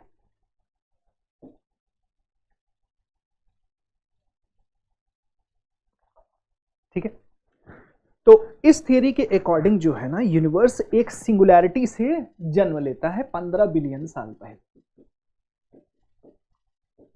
15 बिलियन ईयर अगो, ठीक है। और इस एक्सप्लोजन की वजह से इसमें प्राइमोडियल मैटर बनता है। उसके पहले क्वार्क बनते हैं, इलेक्ट्रॉन बनते हैं, प्रोटॉन बनते हैं, न्यूट्रॉन बनते हैं। और लगभग 3 लाख साल, मतलब एक्सपेंशन स्टार्ट होने के 3 लाख साल के बाद, अब चूंकि ये एक्सपेंशन बहुत तेज था और इसमें बहुत इनफाइनाइट हीट थी, तो बाद में जाकर के हीट रिड्यूस होने लगती है, हीट जो है वो कम होने लगती है, ठीक है। और इससे हर दिशा में चारों तरफ विभिन्न प्रकार की नेबुलाएं जो हैं वो फैल जाती हैं, जो इसी से निकली हैं बाहर, इसी सिंगुलैरिटी से निकली हैं। अब चूंकि एक्सपेंशन हो रहा है तो ये सब कुछ फैल रहा है, इर्रेगुलर शेप ऑफ नेबुला, ठीक है। और इसी नेबुला में गैलेक्सी बनेंगी, इसी नेबुला में न्यूक्लियर फ्यूजन होगा, ठीक है, कंप्रेशन होगा, न्यूक्लियर फ्यूजन होगा, और हाई डेंसिटी और टेम्परेचर जनरेट होगा, ठीक है। और इसी में सन का निर्माण होगा, और इसके जो आउटर मटेरियल है उसमें प्लैनेटेसिमल्स का फॉर्मेशन होगा, क्योंकि वहां पे कोलिजन होने से छोटे छोटे ग्रहाणु बनेंगे। और ये ग्रहाणु जो है वो आपस में टकराते हुए जैसे जैसे स्टार में ग्रेविटी और मटेरियल रोटेशन बढ़ता चला जाएगा, वैसे वैसे जो है वो स्टार शेप लेने लगेगा। स्टार के अंदर जो है गैलेक्सी के अंदर स्टार, विभिन्न स्टार का फॉर्मेशन, और स्टार्स के इर्द गिर्द जो है वो छोटे पिंडों का फॉर्मेशन होता हो, तो काफ़ी छोटे भी होंगे, ठीक है, इर्रेगुलर शेप के होंगे, पर आगे जाके उनमें जो है वो शेप जनरेट होता रहेगा, ठीक है।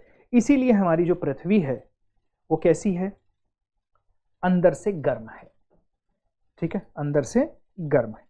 तो इस प्रकार के विभिन्न सिद्धांत जो है वो निर्मित होते हैं। और यहां से एक बात स्थापित होती है कि लगभग 4.6 बिलियन ईयर अगो हमारी पृथ्वी का फॉर्मेशन मुख्यतः हुआ था, ठीक है।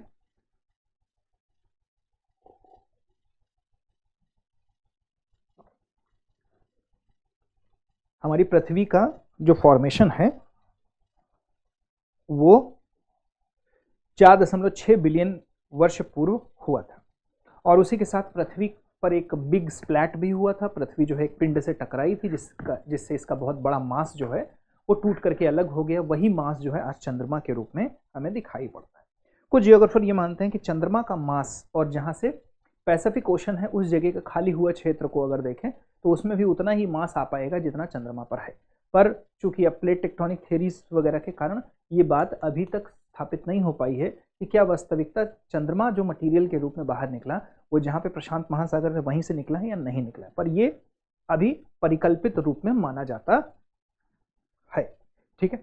तो चंद्रमा की उत्पत्ति जो है एक बिग स्प्लैट के कारण हुई है, जिससे पृथ्वी एक बड़े से पिंड से जाकर के टकरा जाती है, ठीक है। अच्छा, तो यहां पर हम देखते हैं कि पृथ्वी का निर्माण हुआ, और पृथ्वी का एक आयुक्रम भी है।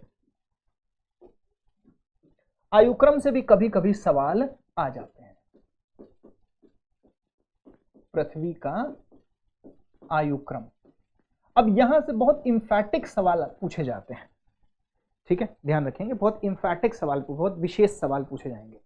तो आप ये ध्यान रखिएगा कि अच्छा, ये पोर्शन बहुत ज़्यादा इंपॉर्टेंट है नहीं, ये वाला पोर्शन बहुत कभी गाए बगाए यहाँ से सवाल आ जाते हैं, इस वजह से हम इसको बहुत तेज़ी से आगे बढ़ रहे हैं। इसमें बहुत ज़्यादा डीप में आपको जाने की आवश्यकता नहीं। देखिए, एक बात जान लीजिएगा कि आप ऑलरेडी पीजी कर चुके हैं विषय में, आप विषय में ऑलरेडी पीजी कर चुके हैं, तो ये जो एग्ज़ाम है वो सिर्फ इसका एग्ज़ाम नहीं है कि आपको कितना आता है ये जान लिया जाए, ये इस बात का एग्ज़ाम है कि आप अपने नॉलेज को कैसे मैनेज कर रहे हैं।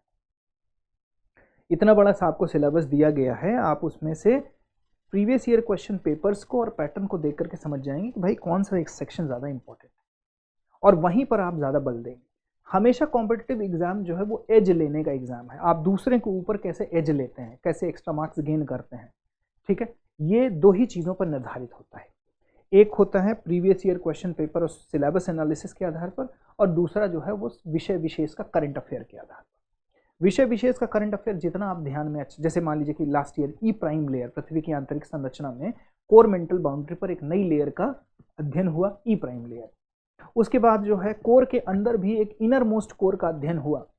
ठीक है, तो अब ये जो क्षेत्र है ये अध्ययन का विषय बन जाता है, यहां से सवाल आने की संभावना ज्यादा रहेगी। तो हम वो प्रोबेबिलिटीज ढूंढने का प्रयास करते हैं जहां से हमें ज्यादा से ज्यादा क्वेश्चंस अपने हिसाब से पढ़े हुए मिल जाए, जैसे हमने पढ़ा है।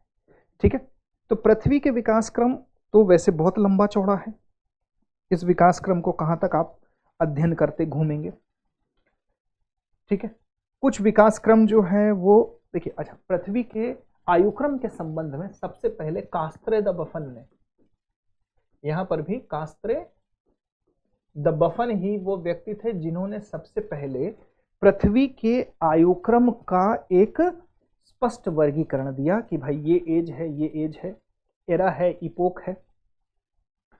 ठीक है, इसके बारे में बताया था।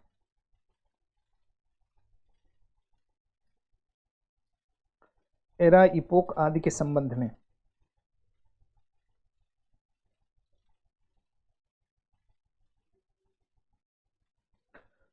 ठीक है,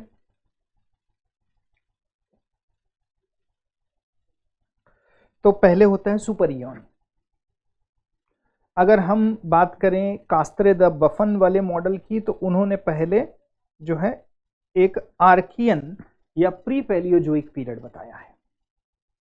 एरा जो है उन्होंने बताया है एजोइक, आर्कियन या प्री पैलियोजोइक। ठीक है, तो जो प्री पैलियोजोइक है वही बाद के काल में प्री कैम्ब्रियन है। ठीक है, और प्री कैम्ब्रियन से पहले का भी पीरियड उन्होंने बताया जो कि आर्कियन है, ये उनका वर्गीकरण है, कास्त्रे द बफन का जो प्रारंभिक वर्गीकरण। उसके बाद पेलियोजोइक है, मिसोजोइक है, सीनोजोइक है और नियोजोइक है। नियोजोइक क्वाटरनरी पीरियड, जो वर्तमान में क्वाटरनरी पीरियड है, उसे नियोजोइक कहा है। सीनोजोइक जो टर्शियरी पीरियड है, मिसोजोइक सेकेंडरी पीरियड कहा जाता है, और पेलियोजोइक जो है वो प्रारंभिक पीरियड कहा जाता है। और उसके पहले के जो पीरियड है वो प्री पेलियोजोइक है। पर वर्तमान में जियोलॉजिकल टाइम स्केल जो है वो थोड़ी सी अलग है। वर्तमान की जियोलॉजिकल टाइम स्केल जो है वो दो सुपर इयॉन्स में डिवाइडेड है। ठीक है, दो सुपर इयॉन में डिवाइडेड है। एक है pre Cambrian super ion, pre Cambrian super ion. ठीक है,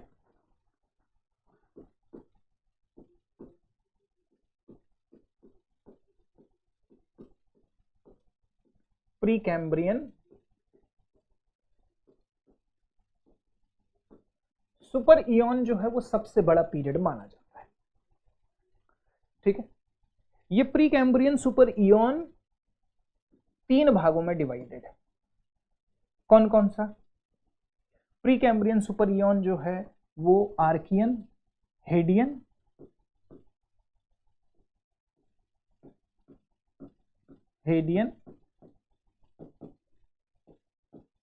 आर्कियन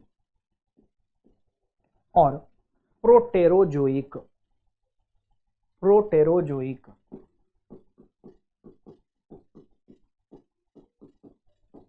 हेडियन, आर्कियन एवं प्रोटेरोजोइक। और ये जो प्री कैम्ब्रियन है इसका जो टाइम पीरियड है वो 4.6 से लेकर के 541 या आप कहें 4600 मिलियन से लेकर के 541 मिलियन ईयर अगो के मध्य का पीरियड है। अब इनको भी अलग अलग पार्ट में डिवाइड करते हैं। जैसे ये वाला जो है वो 4.6 से 4 बिलियन ईयर अगो के, जब बिलियन में लिखेंगे तो जैसे 1 बिलियन है तो उसको 1000 मिलियन लिखते हैं लगभग। ठीक है, ये वाला जो है ये 4 बिलियन ईयर से लेकर के 2.5 बिलियन ईयर अगो तक है।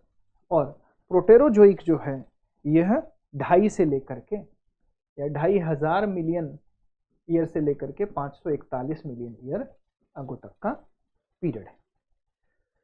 ठीक है, अब ये जो इसमें जैसे इसमें प्रोटेरोजोइक लिखा ना, जोइक का मतलब इस टाइम में लाइफ जनरेट होने लगी थी। छोटे छोटे जो छोटे छोटे जो यूकैरियोटिक बैक्टीरिया, प्रोकैरियोटिक बैक्टीरियन हैं, यूकैरियोटिक बैक्टीरियंस हैं, वो जन्म लेने लगे थे। ठीक है, तो अगर हम हेडियन इयॉन के संबंध में बात करें, ठीक है, हेडियन इयॉन के संबंध में बात करें यहां पे, तो इस काल में मुख्यतः लेट हेवी बम्बार्डमेंट हुआ।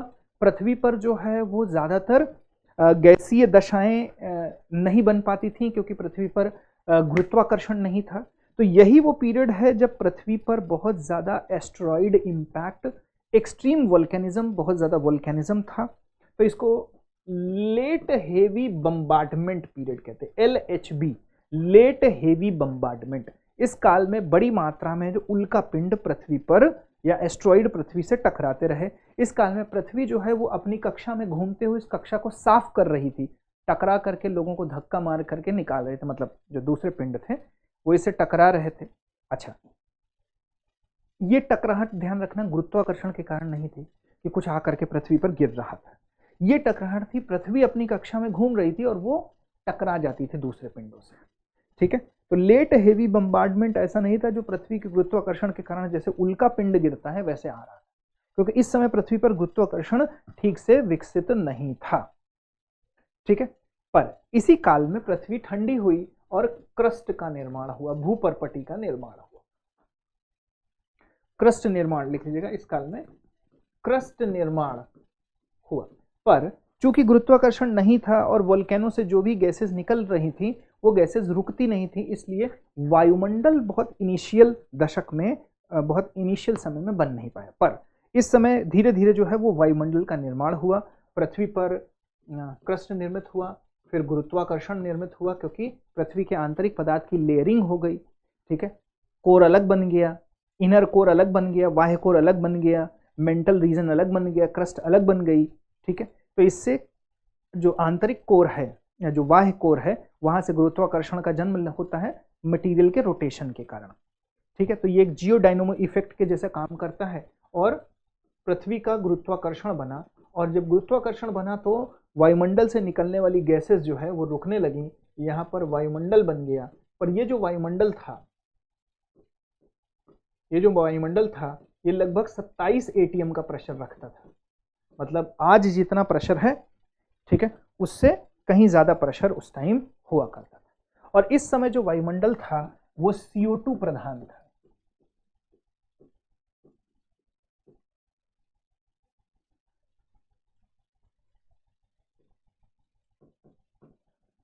ठीक है, वह CO2 प्रधान वायुमंडल था। लिक्विड ओशन का फॉर्मेशन हुआ और उस ओशन फॉर्मेशन में बहुत सारी CO2 ओशन में चली गई, इसी वजह से ओशंस को कार्बन सिंक भी कहा जाता है। तो ये CO2 ओशन में चली गई जिससे ओशन को कार्बन सिंक कहा जाता है। इस काल में हमें कोई भी जीवाश्म के प्रमाण नहीं मिलते हैं। ज्यादातर क्रस्ट में जो चट्टानें निर्मित हुई वो आग्नेय चट्टानें हैं, अभी उनका अवसादीकरण नहीं हुआ है, उनका रूपांतरण नहीं दिखाई पड़ता।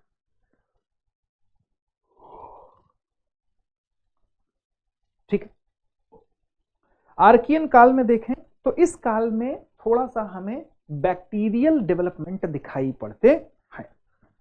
ठीक है, साइनोबैक्टीरिया का फॉर्मेशन,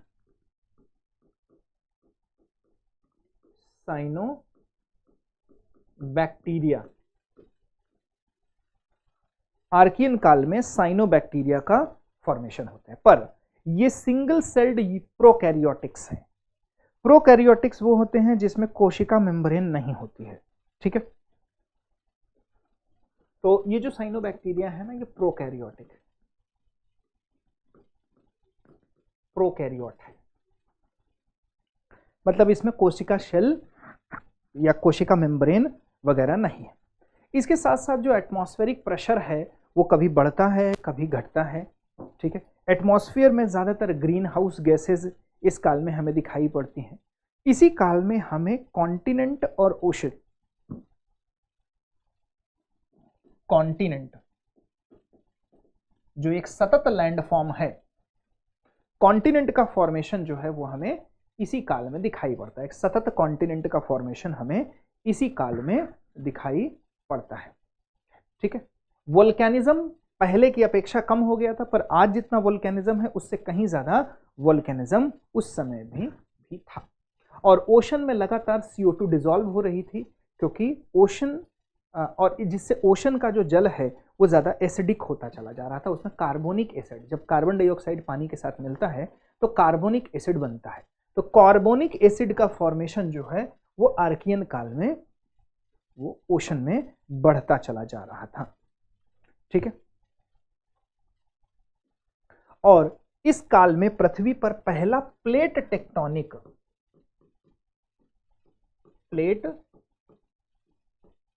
पृथ्वी पर पहला प्लेट टेक्टोनिक इवेंट विटनेस किया जाता है। पृथ्वी पर फर्स्ट प्लेट टेक्टोनिक इवेंट इसी काल में विटनेस किया जाता है।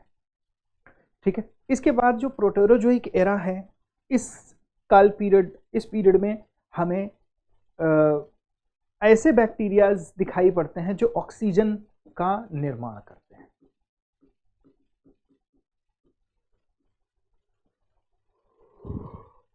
जो भी ऑक्सीजन बनती है वो फ्री रूप में नहीं रहती है, सागरों में ऑक्सीजन बनना स्टार्ट होती है और वो सागरों की अन्य फेरिक चट्टानों के साथ में मिलकर के फेरस ऑक्साइड में कन्वर्ट हो जाती है।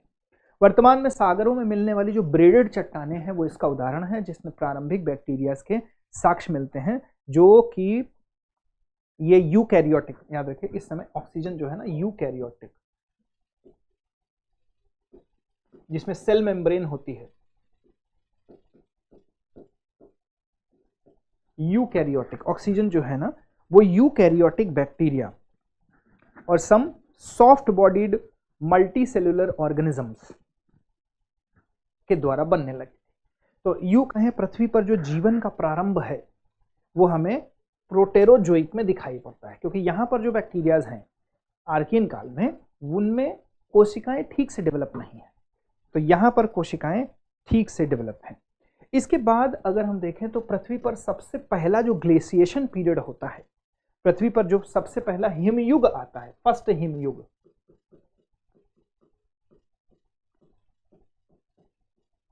पृथ्वी पर जो पहला हिमयुग आता है फर्स्ट हिमयुग, वो इसी काल में दिखाई पड़ता है। और इस काल में प्लेट टेक्टोनिक, प्लेट विवर्तन की और प्लेटों का टकराव इस काल में होता है। और इन्हीं प्लेटों के टकराव से जो प्रारंभिक पर्वत श्रृंखलाएं हैं, जैसे एप्लेशियन है, अरावली है, ठीक है, अल्गोमान है, ये प्रारंभिक पर्वत श्रृंखलाएं एवं संरचनाओं का निर्माण होता है। तो ये पहला एक डेफिनेट सुपर कॉन्टिनेंटल साइकिल और उनका ब्रेकअप जो है वो चालू हुआ था। और उस समय जो पहला जो सुपर कॉन्टिनेंट था, ठीक है, इस काल का जो सुपर कॉन्टिनेंट था उसका नाम था रोडेनिया। जैसे बाद में हमने सुपर कॉन्टिनेंट परिकल्पित किया जिसको हम पैंजिया कहते हैं, पैंजिया के पहले सुपर कॉन्टिनेंट भी फॉर्मेशन हो चुके हैं और वो टूट चुके हैं, टकरा चुके हैं, ठीक है, टूट और टकरा चुके हैं। तो उस समय बनने वाले जो माउंटेन्स हैं वो बेसिकली हमें प्रोटेरोजोइक और आर्कियन काल में बनते हुए दिखाई पड़ते हैं, प्री कैम्ब्रियन सुपर इयॉन में, प्री कैम्ब्रियन सुपर इयॉन में, ठीक है। तो इस प्रकार से हम देखें तो प्री कैम्ब्रियन में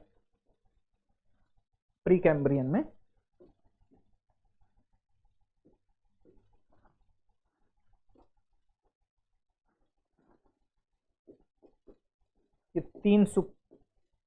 तीन इयॉन्स हैं, ठीक। दूसरा है फेनरोजोइक सुपर इयॉन, फेनरोजोइक, और फेनरोजोइक भी वर्तमान में 3 भागों में डिवाइड है, पैलियोजोइक,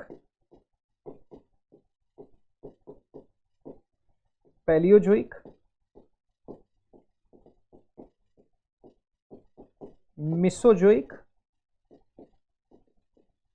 और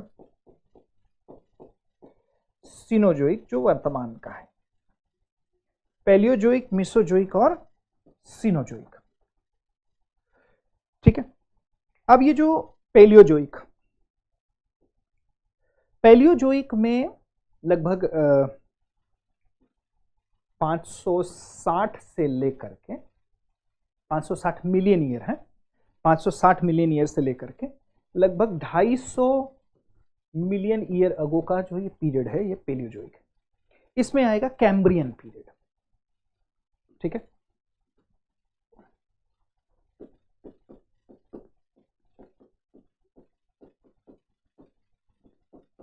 पेलियोजोइक में कैम्ब्रियन। अब पेलियोजोइक क्या है? इयॉन है।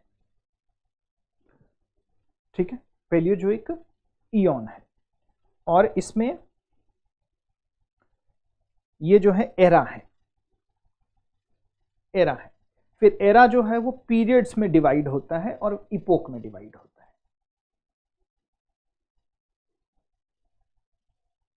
ठीक है, तो पेलियोजोइक जो है ना वो सबसे पहले कैम्ब्रियन, ऑर्डिविशियन, सिलूरियन, ठीक है,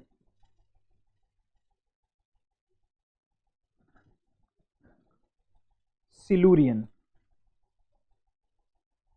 और डेवोनियन और Carboniferous.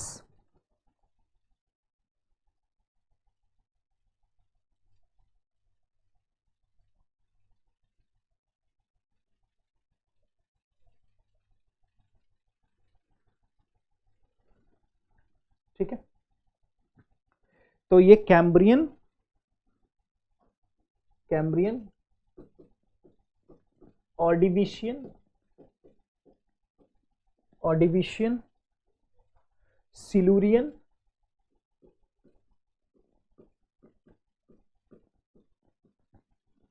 Cambrian, Ordovician, Silurian, Devonian. Devonian जो है वो एज ऑफ फिशेस कहा जाता है। डेवोनियन ये फिश का काल माना जाता है। और डेवोनियन के बाद कार्बोनिफेरस, कार्बोनिफेरस। ये जो कार्बोनिफेरस है इसी टाइम से जो अल्फ्रेड वेगनर का प्लेट टेक्टोनिक्स है, जो प्लेट मूवमेंट है वो कार्बोनिफेरस काल से ही स्टार्ट होती है, ऐसा अल्फ्रेड वेगनर ने माना है। ठीक है, अब इसमें अगर हम देखें तो विभिन्न पीरियड्स में ना सिर्फ उत्पत्ति के काल हैं बल्कि ये विनाश के काल भी हैं। जैसे ऑर्डिविशियन, ऑर्डिविशियन में हमें फर्स्ट मास एक्सटिंक्शन दिखाई पड़ता है। ऑर्डिविशियन में प्रथम सामूहिक विलोपन, पहली बार जो जितने भी जीव का विकास हुआ भी था 85% जीव समाप्त हो गए थे। उस समय जितने जीव थे वो समाप्त हो गए थे। ये फर्स्ट मास एक्सटिंक्शन रहा है। ठीक है, फर्स्ट मास एक्सटिंक्शन रहा है। तो कैम्ब्रियन वाला जो पीरियड है इसमें इनवर्टिब्रेट कशेरुकी, इनवर्टिब्रेट जो अकशेरुकी है, अकशेरुकी। ठीक है, कैम्ब्रियन पीरियड में अकशेरुकी विकसित होते हैं। ठीक है, अच्छा, ज्यादातर जो पुराने टाइम में चट्टानी समूह हैं इसमें प्री कैम्ब्रियन खासकर, इसमें ग्रेनाइट और मैंने बोला आर्कियन, सॉरी, इस काल में जितनी भी आग्नेय चट्टानें हैं, ग्रेनाइट एवं नीस की चट्टानें हैं। जब ग्रेनाइट का रूपांतरण हुआ तो वो नीस की चट्टानों में बदला। ठीक है, और इसी काल में अरावली और भारत की धारवाड़ क्रम की चट्टानें, अरावली, अरावली, अपलेशियन, अपलेशियन, इसके पहले अल्गुमान, अल्गुमान पर्वत श्रृंखलाओं का निर्माण हुआ। अल्गुमान, अरावली, अपलेशियन जैसी पर्वत श्रृंखलाएं इसी काल के प्लेट टेक्टोनिक के कारण बनती हैं। ठीक है, इसी काल के प्लेट टेक्टोनिक के कारण बनती हैं। और भारत में धारवाड़ क्रम की चट्टानें, धारवाड़ चट्टानें जो कि कहां पर हैं, दक्षिण भारत के कर्नाटक रीजन में धारवाड़ क्रम की जो चट्टानें हैं वो इसी काल की बनी हुई है। ठीक है, साथ साथ इसी काल में माना जाता है कि बुंदेलखंड नीस और अरावली नीस के टकराव से, बुंदेलखंड नीस एवं अरावली नीस के टकराव से अरावली पर्वत श्रृंखलाओं का निर्माण हुआ। और जो बुंदेलखंड क्रेटॉन है ये एक बहुत पुराना क्रेटॉन है। क्रेटॉन कहते हैं क्रस्ट के जो प्रारंभिक भाग हैं जो उस समय निर्मित हुए थे, प्रारंभिक, वही बुंदेलखंड और अरावली क्रेटॉन्स जो है वो प्रोटेरोजोइक काल तक आते आते टक्कर होकर के अरावली का फॉर्मेशन सुनिश्चित कर देते हैं। ठीक है, अरावली का फॉर्मेशन सुनिश्चित कर देते हैं।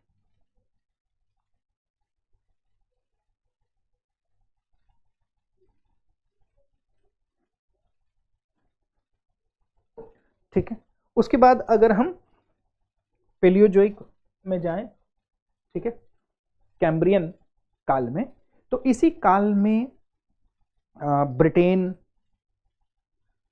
ठीक है, इंग्लैंड, कनाडा, यूएसए, इंडिया में विंध्यन पर्वत क्रम की चट्टानें बनती हैं। ठीक है, कैम्ब्रियन काल में ही भारत में विंध्यन श्रृंखलाएं बनी हुई,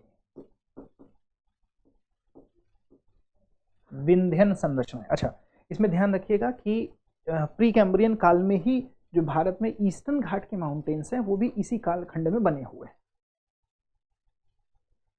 ठीक है, तो विंध्यन क्रम की चट्टानें, विंध्यन क्रम की चट्टानें कैम्ब्रियन काल की निर्मित है। और उसके साथ साथ इसमें इस काल में ही अकशेरुकी जीवों का विकास भी हमें दिखाई पड़ता है। जो ब्रिटेन वगैरह के लैंड मास हैं, ब्रिटेन, कनाडा, यूएसए, इस तरीके के जो लैंड मास हैं वो स्पष्ट रूप से इस काल में निर्मित हो गए थे। ठीक है, बाद में हम बात करें ऑर्डिविशियन, इसमें प्रारंभिक विलोपन है, पर विलोपन से पहले जो है ना यहां पर कशेरुकी जीवों का विकास हमें दिखाई पड़ता है ऑर्डिविशियन में।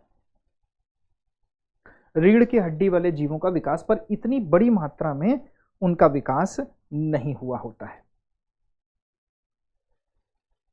ठीक है, ऑर्डिविशियन काल में, ऑर्डिविशियन, यहां पर सबसे पहली हड्डियों वाली फिश, प्रथम बोनी फिश का डेवलपमेंट यहां पर होता है, और भी जानवरों में डाइवर्सिफिकेशन आता है। तो अगर हम कहें जो हड्डी का निर्माण है,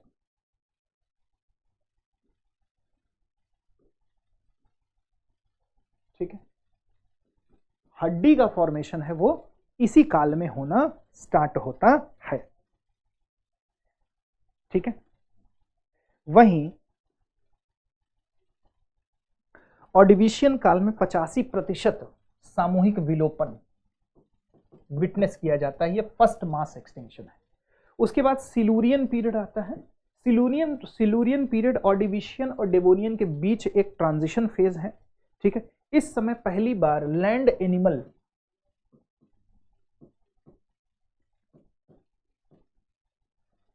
एनिमल फॉर्मेशन होता है इस काल में, सिलूरियन काल में। ठीक है, और पहला वैस्कुलर प्लांट जो वास्तविकता में पौधा होता है, वैस्कुलर जीव, वैस्कुलर प्लांट या पौधा जिसमें जाइलम फ्लोएम होते हैं, ठीक है, भोजन और पानी के लिए, वो यहां पर विकसित होता है। और जो अर्ली लैंड एनिमल्स विकसित भी हुए वो ज्यादातर कीड़े मकोड़े हैं, बिच्छू वगैरह यहां विकसित हुए, सेंट्रीपीड। ठीक है, जो कनखजूरा वगैरह होते हैं उस तरीके के जीव यहां पर विकसित होते हैं लैंड पर। लैंड पर सिलूरियन काल में ऐसे जीव डेवलप होते हैं। ठीक है, तो एज ऑफ वर्टिब्रेट्स कहा जाता है सिलूरियन काल को, एज ऑफ वर्टिब्रेट, वर्टिब्रेट का काल कहा जाता है सिलूरियन पीरियड को। छोटी मछलियां, ठीक है। अच्छा, इसके साथ साथ जो है ना प्रवाल भित्तियां भी इस काल में विकसित हो गई थी। प्रवाल भित्तियां, सागरीय क्षेत्रों में प्रवाल भित्तियों का भी विकास इस काल में हो गया था। ठीक है, सिलूरियन काल तक आते आते उसके बाद आता है हमारा डेवोनियन काल। डेवोनियन काल जो है ना, ये फिश, एज ऑफ फिश कहा जाता है। एज ऑफ, डेवोनियन काल एज ऑफ फिश कहा जाता है। ठीक है, एज ऑफ फिश।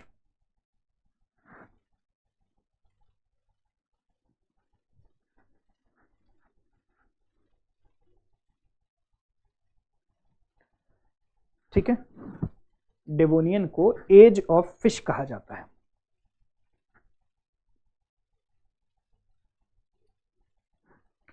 तो इस काल में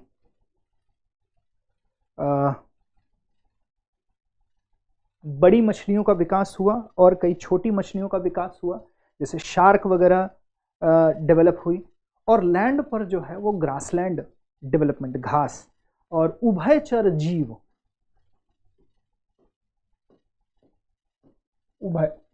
उभयचर जीव इस काल में डेवलप होते हैं, डेवोनियन काल में।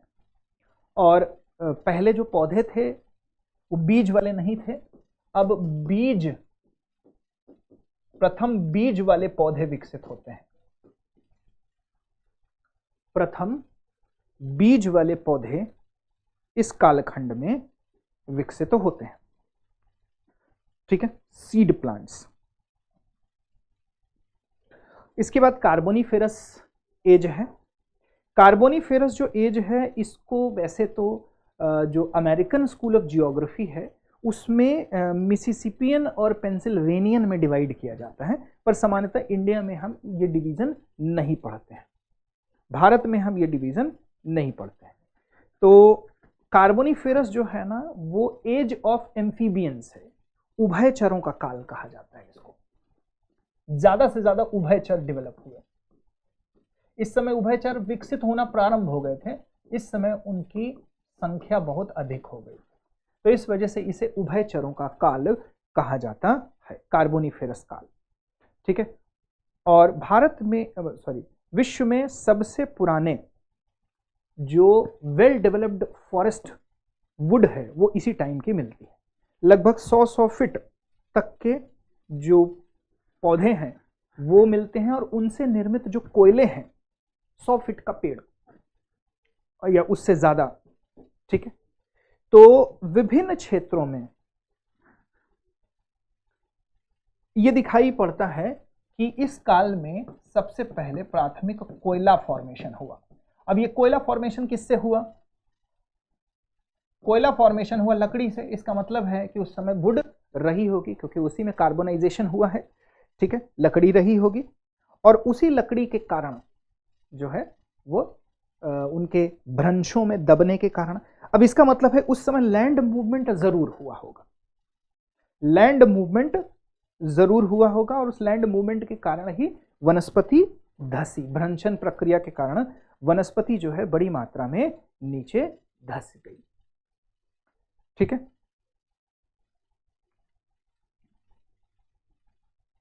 कार्बोनिफेरस काल में ऐसा होता है।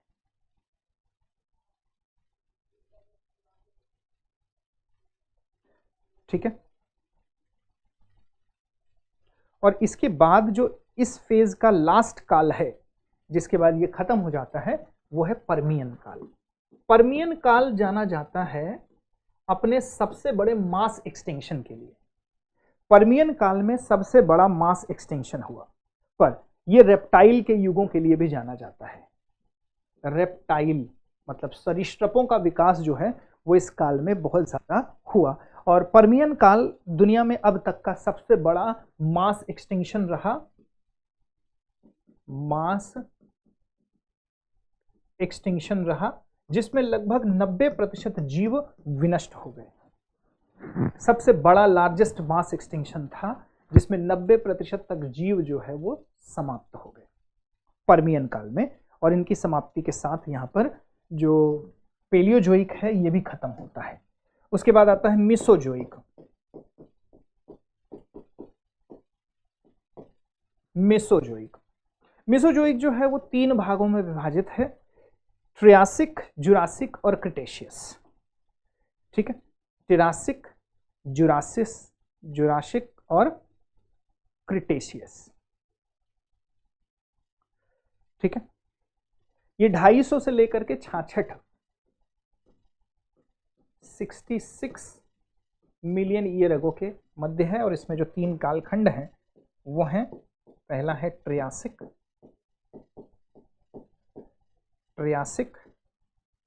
फिर है जुरासिक जो डायनासोर की उत्पत्ति और समापन का भी काल है। वैसे डायनासोर इस काल में भी आने लगे थे। जुरासिक और क्रिटेशियस जिस समय मुख्यतः लावा प्लेटूज का फॉर्मेशन हुआ, जैसे साइबेरियन शील्ड भारत में, डक्कन ट्रैप, ये लावा प्लेटू फॉर्मेशन है, मतलब बड़ी मात्रा में भ्रंशन इस काल में हुआ होगा और फिशर इरप्शन से लावा जो है वो निकला है। ठीक है, तो पर्मियन एक्सटिंक्शन के बाद दोबारा से छोटे जीव जो है वो ट्रियासिक काल में विकसित होते हैं, और इस काल में एक बड़ा कॉन्टिनेंट पैंजिया जो है वो ऑलरेडी फॉर्म है। पैंजिया में ब्रेकअप होने लगता है और नए नए तरीके के डेवलपमेंटल रेडिएशन दिखाई पड़ते हैं, मतलब जीवों में विविधता आती जाती है।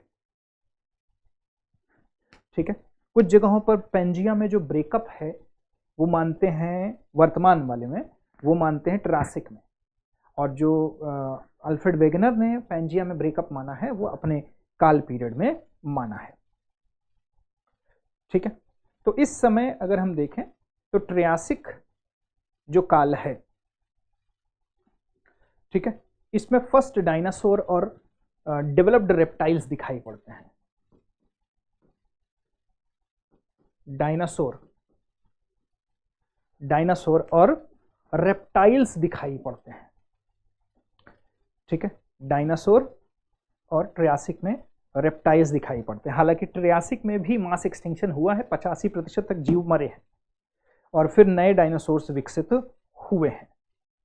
ठीक है, तो ट्रियासिक जो है वो एज ऑफ रेप्टाइल भी कहा जाता है, क्योंकि इस समय रेप्टाइल बहुत ज्यादा संख्या में है।